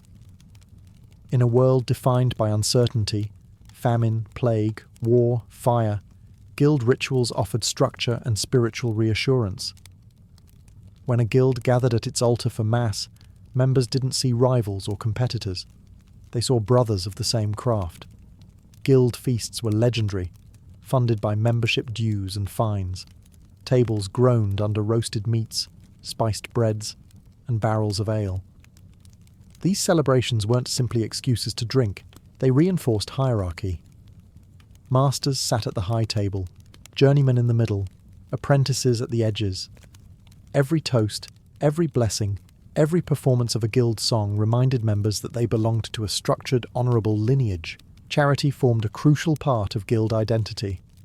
Members paid into funds that supported widows, the sick, the disabled, or craftsmen down on their luck. If a workshop burned down, the guild rebuilt it.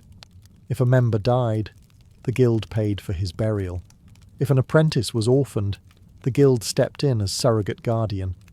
Medieval society lacked social services. Guilds stepped into that vacuum with surprising generosity. Their halls, often grand timber or stone buildings, were more than meeting places. They were political centres, archives, banquet halls, and courts. Inside these walls, disputes were settled without involving city authorities. Masters judged conflicts between members. Fines were collected, oaths were sworn, decisions passed down. The hall symbolised unity, authority, and the permanence of the craft. Parades and processions further cemented guild presence. On feast days, guild members marched through town in their finest clothing, banners fluttering, tools polished, chests puffed. It wasn't just pride, It was advertisement, political theatre, and a reminder to everyone watching that this craft was both honoured and powerful. The medieval guild wasn't just a workplace, it was a brotherhood, a church, a social club, a welfare system, and a political faction rolled into one. And its unity would soon set the stage for conflicts far larger than disputes over bread or boots. As guilds grew in authority, they inevitably collided with another rising force in medieval towns, the merchant class. If craftsmen were the hands of the city, merchants were its bloodstream, moving goods, money, and influence across Europe. For a while, both sides benefited from each other. Guilds needed merchants to sell their products, and merchants needed guilds to maintain quality. But by the 13th century, tensions began simmering beneath the surface, and those tensions soon erupted into open political warfare. The conflict boiled down to one question: who controlled the city? Guilds wanted to protect their crafts. Merchants wanted to expand trade. These goals might sound compatible, but they weren't. Merchants sought freedom to buy and sell from anyone, anywhere, at the best price. Guilds demanded that all goods pass through their quality checks, price limits, and monopolies. To merchants, guild rules looked like chains. To guilds, merchant freedom looked like a threat to centuries of tradition. In many towns, this rivalry turned into political factions. Merchant families formed councils, alliances, and urban elites. Guilds responded by organising themselves into coalitions, sometimes dozens of trades uniting to stand against merchant dominance. Town councils became arenas where bakers, butchers, cobblers, and smiths debated against wealthy traders importing cloth from Bruges or spices from Venice. Some cities tipped in favour of merchants. In places like Lübeck or Genoa, merchants commanded fleets, tax revenues, and international connections. They pushed guilds into secondary roles. But in other places, Florence, Ghent, and Cologne, guilds seized city governments entirely, transforming urban life into a world run by craftsmen. This power struggle could get violent. Florence saw the Ciompi Revolt, where wool workers rose against merchant oligarchs. In Ghent, guild militias marched through the streets with axes and banners. In London, the tension between craft guilds and merchant guilds shaped city politics for generations. Medieval urban life was not calm. Beneath the ringing hammers and bustling markets lay a constant tug-of-war over authority. Despite the conflict, both sides needed each other. A merchant without goods was nothing. A craftsman without buyers was equally powerless. Their rivalry created a paradox. Cities thrived most when both forces balanced each other, keeping ambition and regulation in check. But this uneasy equilibrium was fragile. Economic crises, plagues, and political shifts could tip the balance dramatically. And by the 14th century, the world was about to change, ushering guilds into their golden age, and eventually, their long decline. For all their talk of brotherhood and solidarity, guilds were far from open systems. They were gatekeepers, polished, ritualized, respected gatekeepers, but gatekeepers nonetheless. And nowhere was this clearer than in the way guilds treated women, migrants, and unlicensed workers. The medieval guild system may have shaped entire towns, but it did not shape them equally. Women's roles varied wildly across Europe. In many crafts, brewing, textile work, baking, women were indispensable. They spun wool, brewed ale, stitched garments, and ran market stalls. In some places, they even inherited workshops or continued the business after their husbands' deaths. But despite their contributions, guild leadership rarely welcomed them.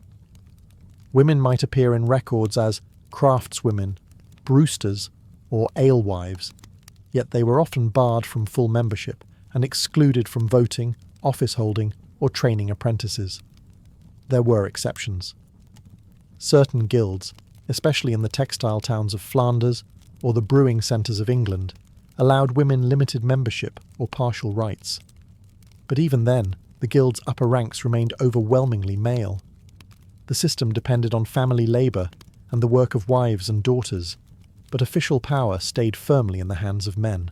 Migrants faced a different kind of exclusion. Growing towns attracted workers from the countryside, refugees from wars, and ambitious craftsmen hoping for better opportunities. But guilds tightly controlled who could join. Admission fees were high, the apprenticeship ladder long, and local favoritism rampant. Outsiders could work only as assistants or day labourers, never climbing to the ranks of master without a sponsor. In response, unlicensed workers emerged, craftsmen who operated outside guild rules.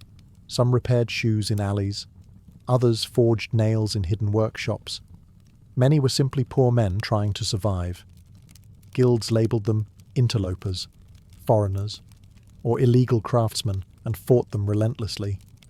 Wardens raided their shops, seized their tools, fined them, or publicly humiliated them as warnings. Yet guilds couldn't fully eliminate them. As cities grew, the demand for cheap labour increased.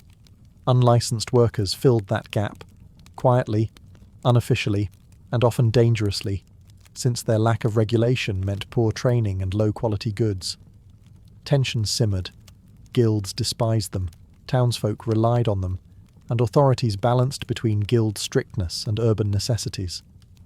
These marginalised groups, women, migrants, unlicensed craftsmen, lived in the shadow of guild dominance. They were essential, yet excluded, contributing to a commercial world that rarely acknowledged their role. And as the 14th century approached, these tensions at the edges of the system would become impossible to ignore. The 14th century arrived like a hammer, war, famine, and economic turmoil cracking the stability that medieval towns had slowly built. Yet nothing hit harder than the Black Death. When the plague swept through Europe, killing a third to half of the population, it didn't just end lives, it shattered the labour market.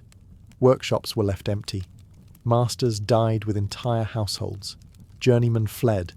Apprentices vanished. Streets once echoing with hammers and market cries fell into eerie quiet. And paradoxically, this catastrophe became the moment of greatest guild power.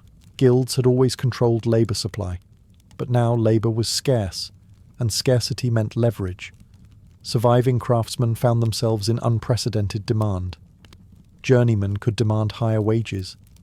Apprenticeship terms shifted. Masters gained even more control as towns begged them to restore production. Governments, desperate for stability, leaned on guilds to regulate prices and prevent chaos. For a brief period, guilds became the unquestioned arbiters of economic life. But with new power came new responsibilities and new conflicts. Across Europe, guilds stepped in to repair collapsing economies. They set emergency price limits to prevent gouging. They redistributed tools and materials left behind in abandoned workshops. They coordinated rebuilding efforts, especially in industries critical to survival: baking, smithing, brewing, milling. Some guilds opened their chests to support widows and orphans. Others enforced strict curfews to prevent looting during plague outbreaks. Yet beneath the order, struggles simmered. Journeymen, newly empowered by labour shortages, pushed back against masters. Some demanded higher pay or shorter workdays. Others formed brotherhoods, proto-unions, challenging guild hierarchy directly.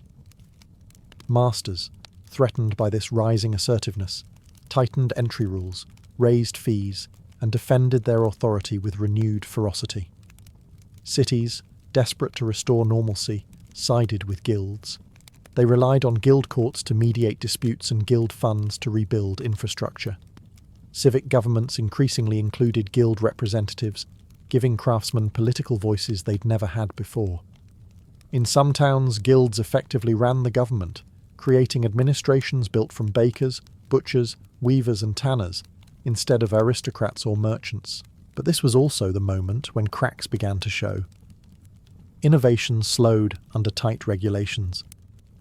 As demand surged, guilds sometimes resisted new techniques that threatened traditional methods. Their tight control kept chaos away, but it also kept experimentation at bay. The plague had reshaped Europe, and guilds, stronger than ever, stood at the centre of this transformed world. Powerful, respected, but increasingly rigid. The stage was set for the final act, their eventual decline. By the late 14th century, the guild system, once the engine of medieval urban life, stood at the height of its prestige. Guild halls dominated city squares, guild leaders sat in councils, and guild rituals shaped holidays and public life. But like many institutions that reach their peak, the system soon began to crack under the pressure of a rapidly changing world. The very strengths that made guilds powerful, control, tradition, exclusivity, became weaknesses as Europe entered a new age. The first challenge came from growing markets. Trade expanded beyond the walls of individual towns. Merchant networks connected London to Bruges, Florence to Cairo, Lübeck to Novgorod. Goods flowed faster and farther than ever before. Guild monopolies, once essential for stability, now looked like obstacles slowing down commerce. Foreign cloth might be cheaper, imported metal tools sharper, new dyes more vivid, and guilds fought to block them all, insisting on tradition even when customers wanted change. The second challenge was technology. Innovations in weaving, metallurgy, and mechanics appeared across Europe. But guilds, protective of their methods, often resisted new tools that threatened the established order. A loom that allowed one man to work faster, suspicious. A new brewing technique, potentially dangerous. A better way to tan leather, probably banned. Innovation existed, but guilds tried to control it so tightly that progress slowed. Then came political shifts.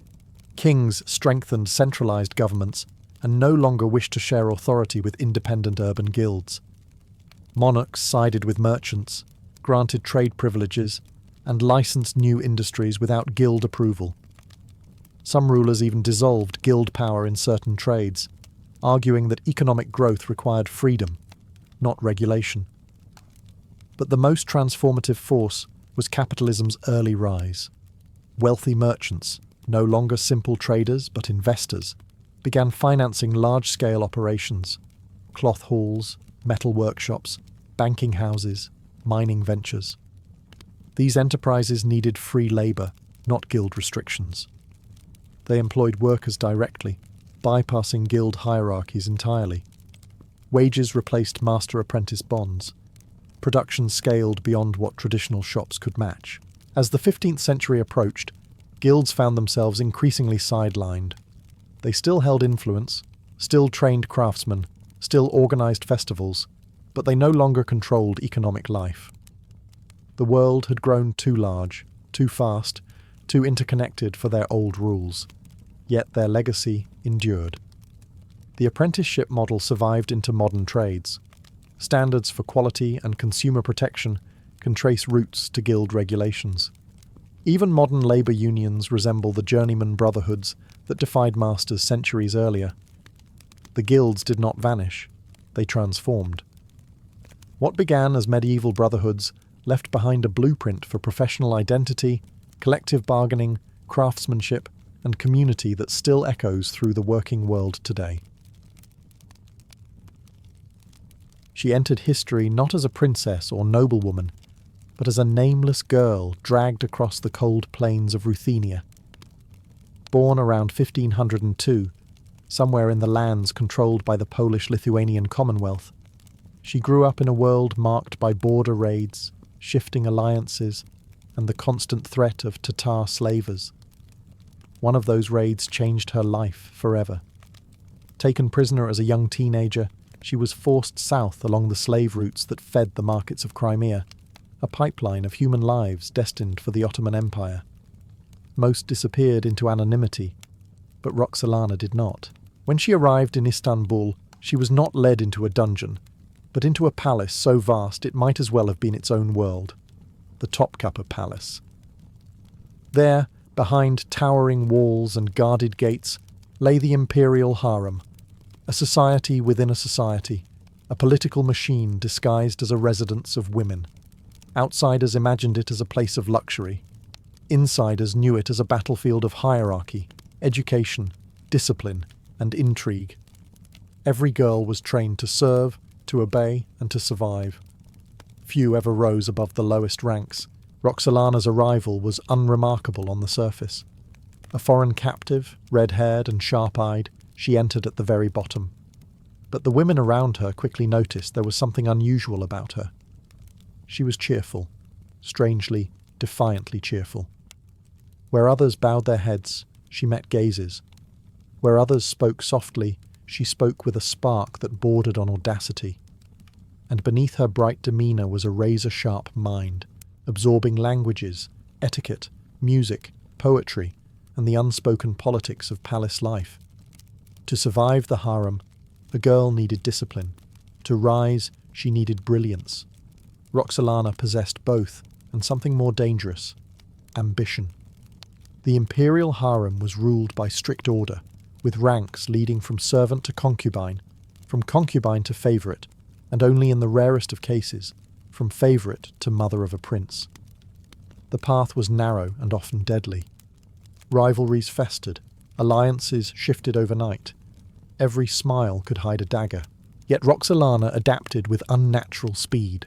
She earned trust, learned the palace rhythms, and observed the women who held influence. Slowly, the currents began to shift around her. She had arrived as a slave. But even then, before she ever met Suleiman, she was already stepping onto a path that would overturn centuries of Ottoman tradition. She had entered the palace a captive, but she would not remain one for long. For most women in the imperial harem, life revolved around discipline, obedience, and invisibility. The greatest talent a concubine could possess was quiet perfection, moving gracefully, serving flawlessly, never drawing unwanted attention. But Hürrem, still known to many as Roxolana, seemed born to disrupt that world. She smiled too much. She laughed too freely. She spoke with a brightness that unsettled the calculated stillness of palace life. And eventually, this very uniqueness pushed her into the orbit of the one man no concubine dared dream of capturing. Sultan Suleiman, the Magnificent. When Suleiman first summoned her, it should have been a moment of terror.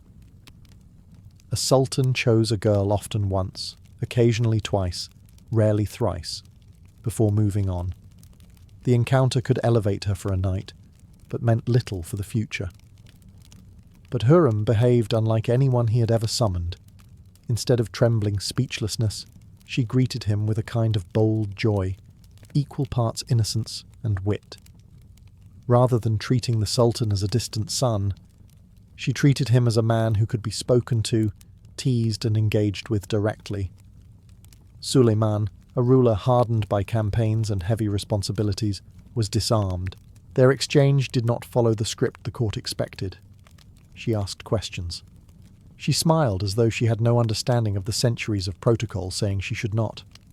In a place where even a tone of voice could be scrutinized for disrespect, Hürrem leaned into her natural charm without hesitation, and it worked. Suleiman left that first meeting unsettled, intrigued, and above all, eager to see her again. And he did. Night after night he summoned her, and night after night she met him with the same mixture of fearless conversation, warmth, and intelligence. Soon she was no longer merely a concubine. She became a favourite, and favourites held a dangerous, potent kind of influence. The harem noticed. Whispered envy turned into sharpened hostility. Other women, who had spent years cultivating perfection, now watched this foreign girl ascend with impossible speed. Yet Hürrem seemed untouched by fear.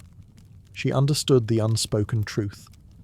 Capturing a sultan's heart was the strongest shield in the empire, and Suleiman, a poet and philosopher as much as a conqueror, found in her not just beauty, but a mind capable of matching his own. What began as a single night grew into a partnership. What began as a summons grew into devotion. Hürrem had achieved the unthinkable. She made the Sultan fall in love. In the Ottoman world, a concubine's power did not come from beauty or wit. It came from bearing a son. A prince was the greatest currency a woman could offer, the only guarantee that she would not be cast aside when the Sultan's attention shifted. Hürrem understood this perfectly. And when she gave birth to her first son, Mehmed, everything changed. She had crossed the threshold from favourite to mother of a Shahzad, a prince. That title alone elevated her above most of the harem, but she didn't stop there. Over the following years, Hürrem bore multiple children, sons and daughters, something unprecedented. Ottoman tradition maintained that once a concubine bore a son, she was sent to the prince's provincial court, never again to share the sultan's bed. It prevented women from accumulating too much influence. It kept power balanced. It preserved the ancient rotational system. Suleiman shattered that system for her. He kept Hürrem at the palace. He continued visiting her. They had more children: Selim, Bayezid, Cihangir, and Mihrima, the daughter who would become her closest political ally. With every birth, Hürrem's position strengthened, but so did the danger. The Ottoman succession system was brutal. Sons of different mothers competed for the throne. Mothers, in turn, competed for survival. A prince's loss meant death, exile, or strangulation, fates that often swept away his mother as well. Hürrem was surrounded by rivals. Chief among them was Mahidevran, the mother of Suleiman's eldest son, Mustafa. Mustafa was popular, charismatic, the heir apparent, and his mother believed her path to power was guaranteed. Hürrem threatened everything. Their rivalry was more than personal, it was existential. Within the palace walls, alliances formed and dissolved like storm clouds. Eunuchs, tutors, concubines, and advisors each chose sides. Every gesture, every rumour, every glance carried political weight. Survival depended on strategy. Hürrem's intelligence became her armour. She built networks among the palace servants, befriended scholars, charmed foreign ambassadors, and cultivated a reputation for piety and charity. She positioned herself as both mother and moral guardian. The public began to see her not as a concubine, but as a dignified figure, a presence with purpose. Inside the harem, however, she was a tactician. She knew the greatest threat to her children was Mustafa, and therefore Mahidevran. The contest for influence intensified, setting the stage for the most turbulent relationships of Suleiman's reign. Hürrem had risen from slave to mother of multiple princes, but in the empire of the Ottomans, motherhood was only the beginning. The true battle was for the future itself. As Hürrem's influence grew, so did the fury of her enemies. Her unprecedented rise broke centuries of custom and threatened the delicate balance of power inside the palace. No rivalry embodied this more fiercely than her conflict with Mahidevran, the mother of Suleiman's eldest son, Mustafa. Their feud was not a petty disagreement between women. It was a collision of dynastic futures. Mahidevran had once been Suleiman's favoured companion. She occupied the position Hürrem now held, and she believed herself destined to become the mother of the next Sultan. Mustafa was strong, admired, and deeply respected by the army, especially the Janissaries. To many, his future throne seemed guaranteed, but Hürrem's arrival destabilized everything. With every new child she bore, with every audience she gained, with every whisper that reached Suleiman's ear, Mustafa's inevitable rise seemed less certain. The harem braced itself for a storm. The famous confrontation between Hürrem and Mahidevran, where Mahidevran allegedly attacked her in a fit of rage, was more than a personal conflict. It became a symbolic moment. Hürrem emerged wounded but victorious. Suleiman, enraged by the assault, distanced himself from Mahidevran forever. From that moment onward, Hürrem's ascent accelerated, but Hürrem was no fool. She knew a wounded rival was more dangerous than a confident one. Mahidevran still had Mustafa, and Mustafa had the loyalty of the military. To survive, Hürrem needed to strengthen her own support network. She began cultivating alliances beyond the harem walls, something women rarely achieved. She befriended the Grand Vizier Ibrahim Pasha's rivals, corresponded with foreign diplomats, and won influence among scholars and jurists. She used charity as a political weapon, funding soup kitchens, mosques, and hospitals. Her generosity earned her a reputation for piety and compassion, a subtle counterweight to the poisonous rumours spread by her rivals. Yet, Hürrem also understood psychology. She crafted letters that appealed to Suleiman's emotions, portraying herself as loyal, tender, and vulnerable. These letters, preserved today, reveal a woman who mastered the art of emotional diplomacy. But beneath the soft language was a strategist with clear objectives: protect her children, undermine Mustafa's faction, and reshape the palace's power hierarchy. Her moves were subtle, patient, calculated. She played a long game, understanding that Suleiman's heart was her greatest shield, but also her greatest responsibility. The harem was no longer merely a residence. Under Hürrem's presence, it had become a political battlefield, and she was emerging as its undeniable commander. By the mid-16th century, Hürrem Sultan had already defied the expectations placed on any concubine. She had risen from foreign captive to mother of multiple princes, from palace outsider to Suleiman's closest companion. But the transformation that came next shattered an even deeper pillar of Ottoman political tradition, one that had stood unchallenged for centuries. Suleiman married her. To the outside world, this event was nothing short of revolutionary. Ottoman sultans did not take legal wives. Marriage tied a ruler to a single woman and her family, creating dynastic alliances that could weaken or constrain imperial authority. Concubinage, by contrast, ensured flexibility, prevented powerful marriage ties, and allowed the dynasty to continue without foreign influence. Every sultan before Suleiman had maintained this system. Suleiman broke it for Hürrem. The wedding was kept discreet inside the palace, but the shockwaves spread instantly. Istanbul buzzed with rumours. Why would the Sultan formalize his relationship with a slave girl? What power had she wielded? Was it love? Politics? Magic even? Theories exploded across the empire. But one truth was undeniable. Hürrem was no longer merely the joyful one. She was Sultan's legal wife and entered history as Haseki Sultan, the highest-ranking woman in the empire. Marriage granted Hürrem unprecedented authority. Her influence over Suleiman, already strong, now became institutional.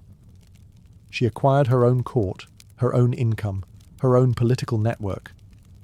She began corresponding with foreign monarchs, letters that astonished diplomats with their clarity and confidence.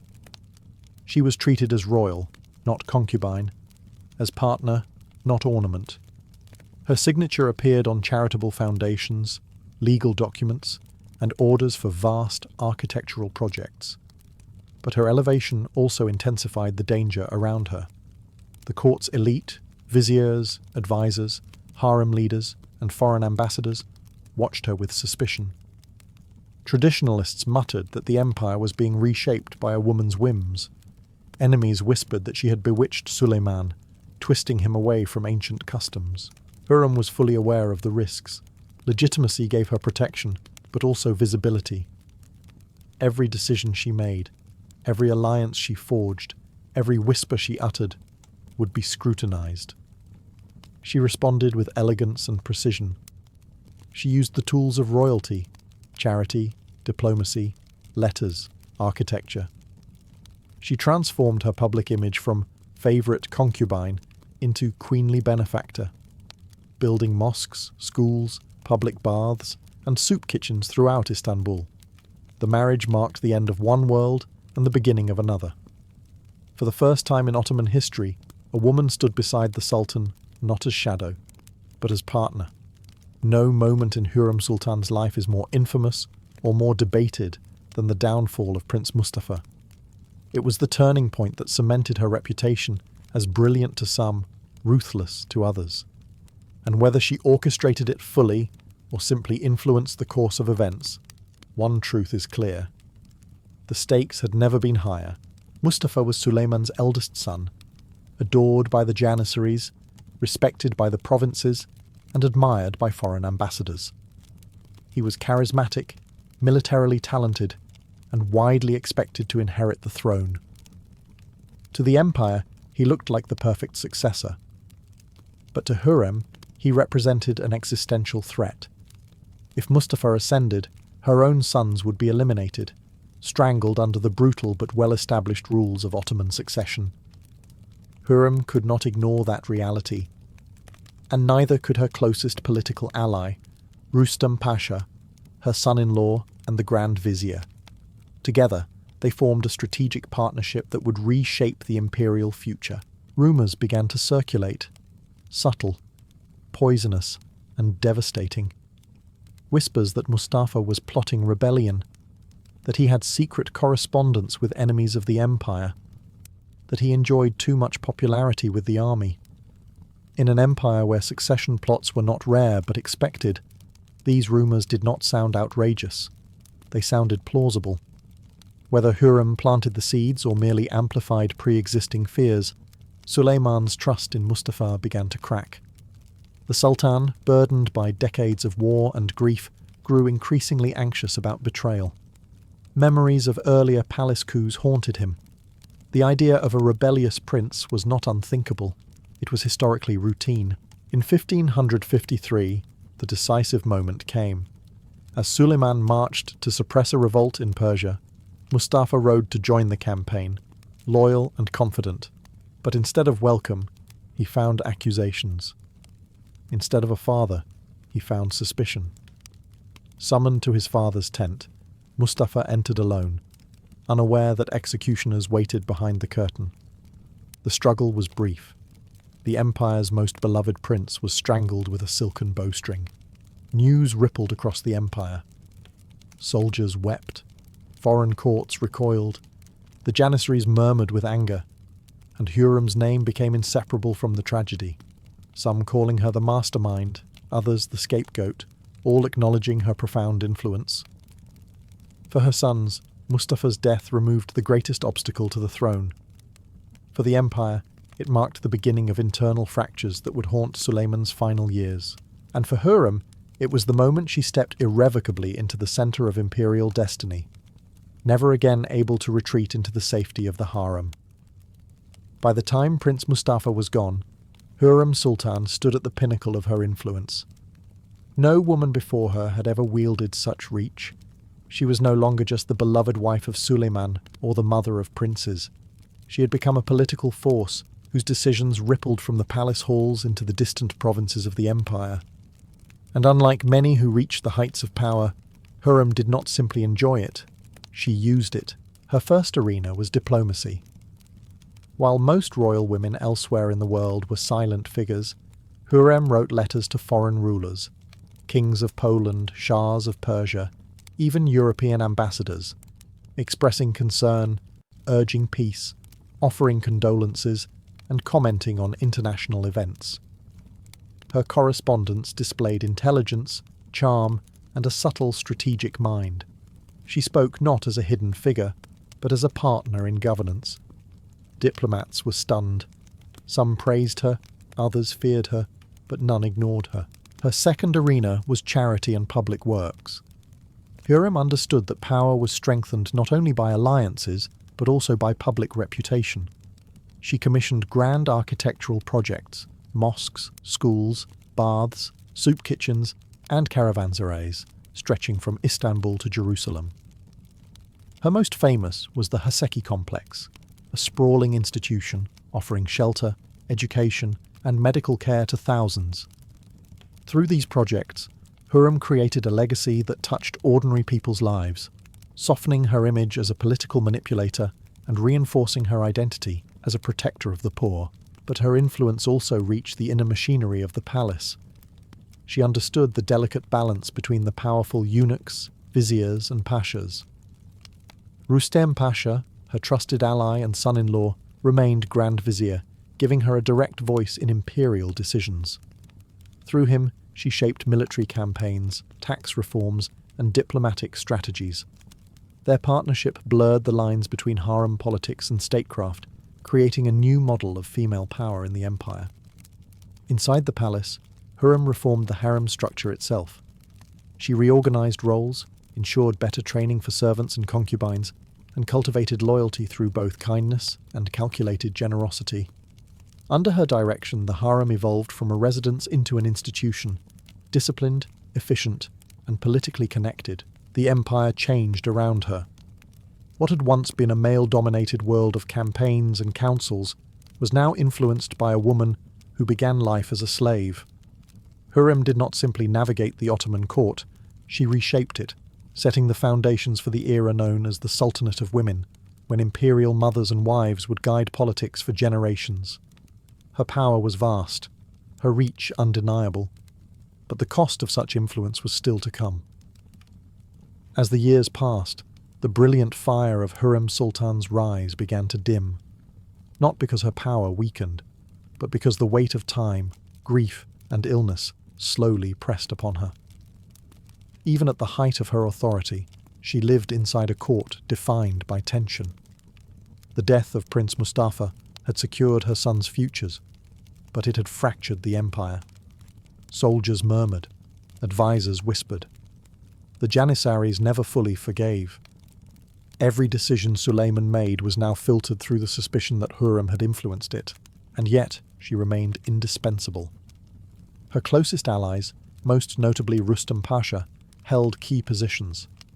Her children were now adults with courts of their own.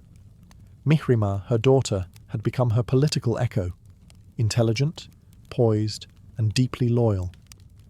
Together, mother and daughter acted as a dual force in Suleiman's emotional world, advising him in moments of uncertainty and supporting him through the losses that marked his later reign. But Hürrem's health began to deteriorate. Letters from this period show a woman still sharp and determined but weary, dealing with waves of pain and chronic illness. Even so, she refused to retreat. She continued overseeing her charitable foundations, mediating political disputes, sending instructions to her allies, and guiding her sons, especially Selim and Bayezid, whose rivalry was beginning to resemble the dangerous pattern of Ottoman succession struggles. As her strength waned, she worked to secure the empire's stability beyond her lifetime. She strengthened Mihrimah's political role, encouraged Rustam Pasha to maintain a firm grip on state affairs, and tried to keep peace between her sons. But the deeper tensions within the empire could not be softened forever. Selim was indulgent, but politically dependable. Bayezid was passionate and popular, too popular. The spectre of another succession conflict loomed, and Hürrem knew it. Her relationship with Suleiman remained strong until the end. He visited her often, relied on her counsel, and shared his private griefs with her. The death of their son Cihangir, the exhaustion of long campaigns, the old wounds that time never healed. Their bond, which began as an unlikely romance between a sultan and a slave girl, had evolved into a lifelong partnership. In 1558, Hürrem's body failed. The woman who had shaped an empire from behind lattice screens died in Istanbul, leaving behind a political landscape she had helped construct and a dynasty forever changed by her presence. Her death sent ripples through the palace, but her influence wasn't gone. The world she built would continue long after her final breath. When Hürrem Sultan died in 1558, the palace fell into a sudden, uneasy silence. The woman who had once arrived as a trembling captive was now buried in a mausoleum beside Suleiman's future tomb, an honor no concubine had ever received, a monument announcing that she had stood as his partner, not his possession. But her death was not an ending. It was a beginning. For the empire she left behind had been permanently reshaped by her hand. Her influence lived on first through her children. Selim, her son, eventually succeeded Suleiman, becoming Selim II. His rise marked the triumph of Hürrem's political strategy, a long, perilous game she had played from the moment she bore her first child. Mihrimah, her daughter, stepped naturally into her mother's role as a key political advisor, forming alliances and offering counsel with the same steady composure Hürrem had taught her. Even after Rustam Pasha's death, the political network Hürrem created continued to function, guided now by Mihrimah's intelligence and experience. But Hürrem's most profound legacy was structural. She had broken the barrier separating the harem from state politics. Before her, the women of the harem lived behind curtains, powerful only in whispers. After her, they became visible actors in imperial decision-making. Her life opened the door to the era historians would later call the Sultanate of Women, a century-long period when imperial mothers, daughters, and wives shaped diplomacy, architecture, education, and the succession of sultans. Under her influence, the idea of royal womanhood in the Ottoman Empire changed. Charity became political capital, patronage became influence, letters became weapons, and motherhood became a governing institution. The Haseki Sultan, once a ceremonial title, became a pillar of statecraft, yet her legacy was also controversial. Critics accused her of destabilizing the succession, manipulating Suleiman, and contributing to the empire's internal rivalries. Supporters saw her as a genius of statecraft, an outsider who mastered the world's most formidable court and reshaped it with intelligence, loyalty, and strategic brilliance. Both perspectives contain truth. Hürrem's power protected her family, but it also altered the empire's political tides in lasting ways. In the end, her story reveals the paradox of her life. She was a slave who became queen, a foreigner who became the empire's beating heart, a woman who turned private influence into public power. Her rise defied tradition, her strategies changed dynastic politics, and her legacy endured long after her voice fell silent. Hürrem Sultan did not simply live in history, she bent it around herself.